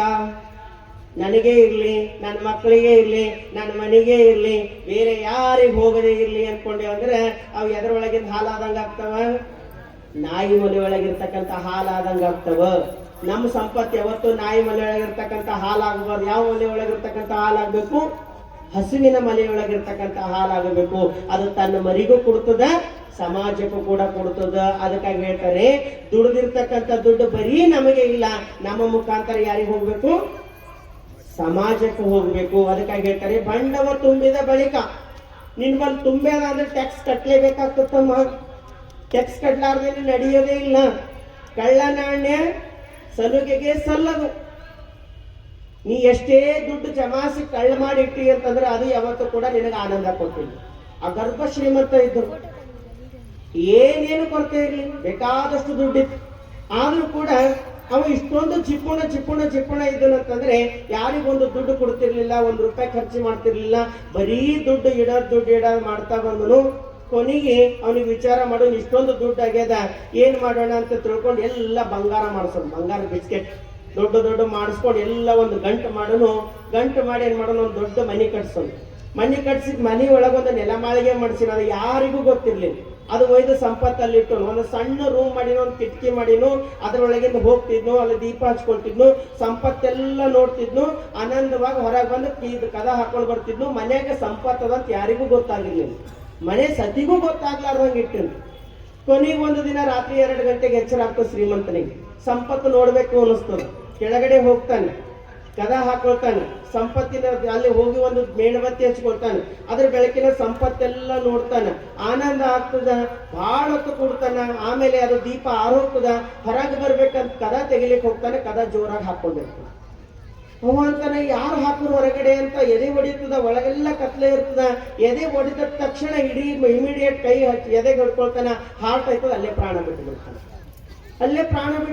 ಮನೆಗೆ ಯಾರಿಗೂ ಗೊತ್ತಿರಲ್ಲ, ಶ್ರೀಮಂತ ಹೋದನೆಲ್ಲ ಅಂತ ಗೊತ್ತಿರಲ್ಲ. ಅವಾಗ ಮರುದಿನ ಬೆಳಗ್ಗೆ ಎಲ್ಲ ಮಕ್ಕಳದ ಹೇಳ್ತಾರೆ, ಅಪ್ಪ ಎಲ್ಲಿ ಹೋಗ್ಯಾನೋ ಅಂತ ಹುಡುಕ್ತಾರ. 1 ದಿನ 2 ದಿನ 8 ದಿನ ಎಲ್ಲಾ ಕಡೆ ಹುಡುಕಿಸ್ತಾರ, ಅಪ್ಪ ಸಿಗ್ಲಿಲ್ಲ. ಗೊತ್ತಾಗ್ತದ ಎಲ್ಲಿ ಹೋಗ್ಯಾನೋ, ಇನ್ನು ಹೋಗ್ಲಿ ಬಿಡು ಅಂತ ಬಿಟ್ಬಿಡ್ತಾರ. ಮಕ್ಕಳೆಲ್ಲ ಎಲ್ಲರೂ ಸಿಟಿಗೆ ಹೋಗಿ ಸೆಟ್ಲ್ ಆಗ್ತಾರ. ಹಳ್ಳಿ ಮನೆ ಇರ್ತದ, ಕೊನೆಗೆ ಹಳ್ಳಿ ಮನೆ ಬೇರೆಯವ್ರಿಗೆ ಮಾರ್ಬಿಡ್ತಾರ. ಒಬ್ಬ ಶ್ರೀಮಂತ ಖರೀದಿ ಮಾಡ್ತಾನ, ಆ ಮನೆ ತೆಗೆದು ಬೇರೆ ಮನೆ ಕಟ್ಟಿಸ್ಬೇಕಂತ ಕೆದರ್ಸ್ಲಿಕ್ಕೆ ಹೋಗ್ತಾನ. ಯಾವಾಗ ಕೆದರ್ಸ್ಲಿಕ್ಕೆ ಹೋಗ್ತಾನೋ ಅವಾಗ ಏನಾಗ್ತದೆ ಅಂತಂದ್ರೆ, ಇವನ ನೆಲಮಾಳಿಗೆಗೆ ಬುಲ್ಡೋಜರ್ ಹತ್ತಿ ಅಲ್ಲಿರ್ತಕ್ಕಂಥ ಸಂಪತ್ತೆಲ್ಲ ಅವನಿಗೆ ಸಿಗುತ್ತದ. ಅವ ಇಷ್ಟೊಂದು ಸಂತೋಷ ಆಗ್ತಾನ. ಅಲ್ಲಿರ್ತಕ್ಕಂಥ ಶ್ರೀಮಂತ ದುಡ್ಡು ಕೈ ಒಳಗೆ ಹಿಡ್ಕೊಂಡು ಅಲ್ಲೇ ಪ್ರಾಣ ಬಿಟ್ಟಿನು. ಎಲ್ಲಾ ಸಂಪತ್ತು ನನಗೆ ಆಗ್ಯದಂತ ಬಹಳ ಖುಷಿಯಿಂದ ಹೊಸಾದ್ ಖರೀದಿ ಮಾಡಿರ್ತಕ್ಕಂಥ ಮಾಲೀಕ ಸಂಪತ್ತು ಕೈ ಒಳಗೆ ಹಿಡ್ಕೊಂಡ್ರೆ ಆ ಸಂಪತ್ತು ನೋಡಿ ನಗ್ಲಿಕ್ಕೆ ಚಾಲೂ ಮಾಡ್ತಂತ. ಮುದುಕೊಂದ್ ಸರ್ತಿ ಮುಗೀತು, ನಿಂದು ಚಾಲು ಆಯ್ತು ಅಂತಂತ. ಅವನು ಮುಗೀತು, ನಿಂದು. ಅದಕ್ಕೆ ಬಸವಣ್ಣ ಹೇಳ್ತಾರೆ, ನೆಲ ನಗೆದು ಮಡುಗದಿರ, ಆ ನೆಲ ನುಂಗಿದ ಡುಗುಡುವುದೇ. ಹೆರರಿಗಿಕ್ಕಿ ಹೆಗ್ಗುರಿಯಾಗಿ ಕೆಡಬೇಡ, ಒಡನೆ ಕೂಡಲ ಸಂಗನ ಶರಣಂಗೆ ಸವಿಸು. ನೆಲ ನಗೆದು ಮಡುಗದಿರ. ಎಷ್ಟೋ ಜನ ಬ್ಯಾಂಕಿನ ಬ್ಯಾಲೆನ್ಸ್ ಇಟ್ಟಾರ, ಮನೆಯವರಿಗೆ ಗೊತ್ತಿಲ್ಲ. ಹೋದೇವಂದ್ರೆ ಯಾವ್ದು ವಾಪಸ್ ಬರಲ್ಲ, ಅತ್ತೆ ಹೇಳ್ತಾರೆ ನೆಲ ನಗೆದು ಮಡುಗದಿರ. ಈಗೆಲ್ಲ ಬ್ಯಾಂಕ್ ಆಗಿ ಬಿಡ, ಮೊದಲೆಲ್ಲ ಕೆದರಿಡದೇ ಇತ್ತು. ಈ ಕೆದರಿಟ್ರ ಸುಮ್ಮನೆ ಇರ್ತಾನೆ ಮನುಷ್ಯ. ಕೆದರಿಟ್ಟನು, ಒಂದ್ ವೇಳೆ ಹಂಗೆ ಹೋಗ್ಬಿಟ್ಟನು, ಹೋದ್ರು ಸುಮ್ಮನೆ ಹೋಗಲ್ಲ, ಮತ್ತ ದೆವ್ವಾಗ ಬಂದ ಅದ್ರ ಮ್ಯಾಲ ಕೂಡ್ತಾನ. ಬಾಳ ಸರಿ ಹೇಳ್ತಿರ್ತಾರ ನೋಡ್ರಿ, ಸಂಪತ್ತದರಿ ಅದ್ರ ಮೇಲೆ ಏನೋ ಕುಂತದಂತ, ಏನೋ ಕೇಳತ್ತದಂತ. ಇನ್ನು ಕೆಲವರು ಹಾವಾಗ ಬಂದು ಕೂಡ್ತಾರ ಅದ್ರ ಮೇಲೆ, ಸಂಪತ್ತ ಮೇಲೆ ಹಾವಾಗ ಕುಂತ. ಏನು ಲಾಭ ಅದ ಹಾವಾಗ ಕುಂತರ? ಏನ್ ನೀ ತಿಂತ್ಯ, ಏನ್ ಮನೆಯರಿಗೆ ತಿನ್ನಬಿಡ್ತೆ, ಏನ್ ಲಾಭ ಅದ? ಅದಕ್ಕಾಗಿ ಹೇಳ್ತಾರೆ, ನಾವ್ ಇಡ್ತಕ್ಕಂಥ ಸಂಪತ್ತು ಮುಂದೊಂದು ದಿನ ಅದ್ರ ಮೇಲೆ ಹಾವಾಗಿ ಬರೋದಕ್ಕಿಂತ ಈಗ ಅರ್ಪಿಸ್ಬಿಡೋಲ್ಲ. ಇದು ಬಹಳ ದೊಡ್ಡ ಮಾತು. ನಿಮ್ಗೆ ಸುಮ್ಮನೆ ಸಣ್ಣ ಉದಾಹರಣೆ ಹೇಳ್ತೀನಿ. ನೀವು ಮನೆಗಿಂದ ಬರ್ತಾ ಇದ್ರಿ, 1,000-2,000 ದುಡ್ಡು ಅದ, ಅದು ಯಾರೆಲ್ಲ ಟೇಬಲ್ ಮೇಲೆ ಇಟ್ಟಿರಿ, ಮತ್ತೆ ಬೀರಿನಾಗ ಇಟ್ಟು ಬರ್ಲಾರ್ದೇನೆ ಬಂದಿರಿ, ನಿಮ್ ಮನೆಗೆ 2 ಮಕ್ಕಳು ಅದಾರ ಅಂತ ತಿಳ್ಕೊಂಡು ಖರೆ ಹೇಳ್ರಿ, ಪ್ರವಚನ ನಿಮ್ ಮನಸ್ಸು ಇರ್ತದ ಇಲ್ಲದ? ನಿಮ್ ಮನಸ್ಸು ಇಟ್ಟು ನೋವು ಹೌದಲ್ಲ? ಸುಮಾರು 2,000 ರೂಪಾಯಿ ಟೇಬಲ್ ಮೇಲೆ ಇಟ್ಟೇವಂದ್ರ ನಮ್ಮ ಚಿತ್ತ ಅಲ್ಲಿ ಹೋಗಿ ನಿಂದಿರ್ತ. ಇನ್ನು ಸಂಪತ್ತಿದ್ರ ಜೀವಾರ ಹೆಂಗ್ ಕೇಳ್ತದ, ತಿರುಗಿ ಬರ್ತದ. ಅದಕ್ಕೆ ನಮ್ಮ ಭಾವ ಹೆಂಗಾಗಬೇಕಂದ್ರೆ ಅರ್ಪಿಸುವ. ಯಾಕೆ ಇದೆಲ್ಲ ಹೇಳ್ತಾರೆ ಶರಣರಂದ್ರೆ, ಶ್ರೀಮಂತಿಕೆ ಅನ್ನೋದು ಹೆಂಗದ ಅಂದ್ರೆ ಬೇಕಂತ ಬಾಚ್ಕೊಂಡು ಒಂದ್ ಕಡೆ ಇಟ್ಕೊಂಡು ಅಂದ್ರೆ ಕಂಬಿದ್ದವರೆಲ್ಲ ಏನ್ ಮಾಡ್ತಾರ, ಕಳ್ಳತನ ತಿಳಿತಾರ. ಅದಕ್ಕೆ ಸಮತೋಲನ, ಸರ್ವರಿಗೂ ಸಮಬಾಳು ಸಮಪಾಲು ಅಂತ ಹೇಳಿರ್ತಕ್ಕಂಥ ಸಿದ್ಧಾಂತ ನಮ್ಮದು.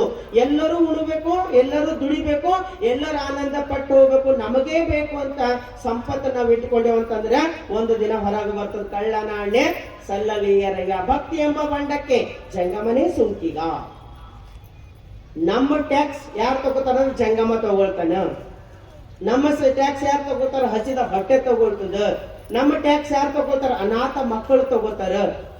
ಅವ್ರ ಮುಖಾಂತರವಾಗಿ ನಾವು ನಮ್ ಟ್ಯಾಕ್ಸ್ ಕೊಡ್ಬೇಕಂದ್ರೆ ಏನು, ಸಂಪತ್ತು ನಂದದ, ಇದು ಸಮಾಜಕ್ಕೆ ಸಲ್ಲಲಿ ಅಂತಕ್ಕಂಥ ಭಾವ ಇರಬೇಕು. ಇಲ್ಲ ಅಂತಂದ್ರೆ ಎಲ್ಲವೂ ನನಗೆ ಇಲ್ಲಿ ಅಂತಂದ್ರೆ ಅದು ಯಾವತ್ತೂ ಕೂಡ ತೃಪ್ತಿ ಪಡಲ್ಲ. ಇನ್ನು ಸಾಮಾಜಿಕವಾಗಿ ಒಂದು ಮಾತು ವಿಚಾರ ಮಾಡ್ಬೋಣ. ಇನ್ ಕೆಲವೊಬ್ರು ಏನ್ ಮಾಡ್ತಾರ, ಹಸದ ಹೊಟ್ಟೆಗೆ ನಾವು ನೀಡೋಕ್ಕಿಂತರಿ ನಾವು ದೇವ್ರಿಗೆ ಮಾಡಿದ್ವಿ. ನಾವು ಆ ಬಂಗಾರ ಇಟ್ಟಿಗೆ ಮಾಡಿಸಿದೆವು, ಕಣ್ಣು ಬಟ್ಟಲು ಮಾಡಿಸಿದೆವು, ಉಡ್ದಾರ ಏನೇನೋ ಮಾಡಿಸ್ತಾರೆ ಬಿಡ್ರಿ. ಒಂದು ತರ ಮಾಡಿಸಲ್ಲ, ಬೇಕಾದೆಲ್ಲ ನಾವು ದೇವ್ರಿಗೆ ಮಾಡಿಸಿವಿ, ದೇವ್ರಿ ಎಂದರ ಮುಖ್ಯನ. ಎಷ್ಟು ಚಂದ ಕೇಳ್ತಾರೆ ಬಸವಣ್ಣವ್ರು. ಅಯ್ಯ ನೀನೆಂದಡೆ ಏನೆಂಬೇನು, ನಿನ್ನ ಹಂಗೇನೋ ಹರಿಯೇನು, ನಿನ್ನ ಮುಖದಲ್ಲಿ ಒಂದು ಅಗುಳು ಸವಿಯನು, ನಿನ್ನ ಪ್ರಸಾದವ ಕೊಂಡೆನ ಭವಕ್ಕೆ ಬೀಜವಾಯಿತು, ಜಂಗಮವೇ ಲಿಂಗವೆಂದು ಪ್ರಸಾದ ಕೊಂಡ ಕಾರಣ ಭವಂ ನಾಸ್ತಿಯಾಯಿತು ಕೂಡಲ ಸಂಗಮ ದೇವ. ಏನು ವಚನ, ಬಹಳ ಸುಂದರ ವಚನ. ಸುಮ್ಮನೆ ಹೇಳಲ್ಲ ಬಸವಣ್ಣರು. ಅಯ್ಯ ನೀನೆಂದಡೆ ಏನೆಂಬೇನು, ದೇವರೇ ನಿನ್ನ ಏನಲ್ಲಿ, ನಿನ್ನ ಹಂಗರ ನನಗೆ ಎದಕ್ಕಿರ್ತದ, ನನ್ನ ಹಂಗಿನ ನೀರ ಯಾಕಿದ್ದೆ, ಯಾಕಂದ್ರೆ ಒಂದು ತುತ್ತು ಉಂಡೇ ಇಲ್ಲ, ನಿನ್ನ ಮುಖದಲ್ಲಿ ಒಂದು ಅಗುಳು ಸವಿಯಲು. ಇಷ್ಟು ದಿನ ಆಯ್ತು ಅಡುಗೆ ಮಾಡತ್ತೀನಿ, ಎಲ್ಲ ಮಾಡತ್ತೀನಿ, ದೇವ್ರ ಎಂದರ ಒಂದು ತುತ್ತು ನಿಮ್ಮಲ್ಲಿಂದ ಉಂಡಾನ? ಗ್ಯಾರಂಟಿ ಅದ ಅವ ಉಣ್ತೀನದ ನಾವು ಯಾರು ನೀಡುತ್ತಿದ್ದೇವೆ. ಅವ ಉಂಬಾನಂತೆ ನಾವು ಒಯ್ದು ಜಗಲಿ ಮೇಲೆ ಕೈ ಹಿಡಿದು ಬಂದವರಿದ್ದೀವಿ. ಜಗಲಿ ಕಡೆ ಕೈ ಮಾಡಿ ಬರೋ ಉದ್ದೇಶ ನಮಗೆ ಗ್ಯಾರಂಟಿ ಅದ ಅವ ಊಟ ಮಾಡಲ್ಲ, ಅವ ಪ್ರಸಾದ ತಗೊಳ್ಳಲ್ಲ. ಅವ ಏನಾರ ತಗೊಳ್ಳೋವಿರ್ತೀನಿ ಅಂತಂದ್ರೆ ನಾವು ನೀಡ್ತಿರ್ಲಿಲ್ಲ. ಬಸವಣ್ಣರು ಅದೇ ವಿಜ್ಞಾನವನ್ನ ಹೇಳ್ತಾರ, ಅದೇ ನಮ್ಮ ಒಂದು ವಿಚಾರವನ್ನ ತಿಳಿಸ್ತಾರ. ಅಯ್ಯ ನೀನೆಂದಡೆ ಎಂಬೇನು, ದೇವರೇ ನಿನ್ನ ಮೇಲೆ ನನಗೆ ಏನು ಹಕ್ಕದ ಅಂತ, ನಿನ್ನ ನಾನು ಯಾವ ರೀತಿ ಬೇಡಲಿ, ಯಾಕಂದ್ರೆ ನಿನ್ನ ಹಂಗಿಲ್ಲ ಹರಿಯಿಲ್ಲ, ಯಾಕಂದ್ರೆ ನಿನ್ನ ಮುಖದಲ್ಲಿ ಒಂದು ಅಗುಳು ಸವಿಯದು, ನಿನ್ನ ಬಾಯಿ ಒಳಗ ನನ್ನ ಒಂದು ಅಗುಳು ಕೂಡ ಹೋಗಿಲ್ಲ, ನಿನ್ನ ಪ್ರಸಾದ ಕೊಂಡೆನ ಭವಕ್ಕೆ ಬೀಜವಾಯಿತು. ನಿನಗ್ ಮಾಡ್ತಾ ಇದ್ದೀನಿ ಅನ್ಕೊಂಡು ನನಗರ ಏನ್ ಲಾಭ ಅದ, ಯಾಕಂದ್ರೆ ನೀವು ಉಂಡೇ ಇಲ್ಲ. ನೀ ಯಾವಾಗ ಉಂಡೇ ಇಲ್ಲ ಅಂದ್ರೆ ನೀ ನನಗೆ ಆಶೀರ್ವಾದನೆ ಮಾಡಲ್ಲ. ಆಶೀರ್ವಾದ ಮಾಡವ ಯಾವದನ್ನ, ಜಂಗಮವೇ ಲಿಂಗ. ಇಷ್ಟು ಸುಂದರವಾಗಿರ್ತಕ್ಕಂಥ ಮಾತು ಹೇಳ್ತಾರೆ ಗುರು ಬಸವಣ್ಣರು. ಜಂಗಮವೇ ಲಿಂಗ, ಪರಮಾತ್ಮನ ಸ್ವರೂಪ ಯಾರದಾದ್ರೆ ಈ ಪ್ರಕೃತಿ ಸಮಾಜ. ಇದ್ರ ಮುಖಾಂತರವಾಗಿ ಅದಕ್ಕೆ ಅರ್ಪಿಸಬೇಕಾಗ್ತದ. ಒಂದು ಗಿಡ ಮ್ಯಾಲ ಹಣ್ಣು ಕೊಡ್ತಾ ಇದೆ ಅಂದ್ರೆ ನೀರೆಲ್ಲ ಹಾಕ್ಬೇಕು, ಕೆಳಗ್ ಬೇರಿಗೆ ಹಾಕಬೇಕು. ಇಲ್ರಿ ಟೊಂಗೆನೆ ಹಣ್ಣು ಕೊಡ್ಲಕ್ಕ ನಾವು ಟೊಂಗೆಗೆ ಹೋಗಿ ನೀರ್ ಹಾಕ್ತೇವ ಅಂದ್ರೆ ಹಣ್ಣು ಕೊಡ್ತದ ಟೊಂಗೆ? ಹಂಗ ಪರಮಾತ್ಮ ನಮಗ್ ಮಾಡಿ ನಾವು ಪರಮಾತ್ಮನಿಗೆ ಮಾಡ್ತೇವಂತ ಪರಮಾತ್ಮನ ಮುಂದೆ ಇದು ಹಿಡ್ಕೊಂಡ್ಕೊಂತಂದ್ರೆ ನಾವು ಊಟ ಮಾಡಲ್ಲ. ಉಣ್ತಾನ ಯಾರ ಮುಖಾಂತರವಾಗಿ, ಸಮಾಜದ ಮುಖಾಂತರವಾಗಿ ಉಣ್ತಾನ, ಹಸಿದ ಹೊಟ್ಟೆಯ ಮುಖಾಂತರವಾಗಿ ಉಣ್ತಾನ. ಅದಕ್ಕೆ ಹೇಳ್ತಾರೆ ಜಂಗಮವೇ ಲಿಂಗವೆಂದು ಒಕ್ಕುದ ಕೊಂಡ ಕಾರಣ ಎನ್ನ ಭವಂ ನಾಸ್ತಿ ಆಯಿತು ಕೂಡಲ ಸಂಗಮ ದೇವ.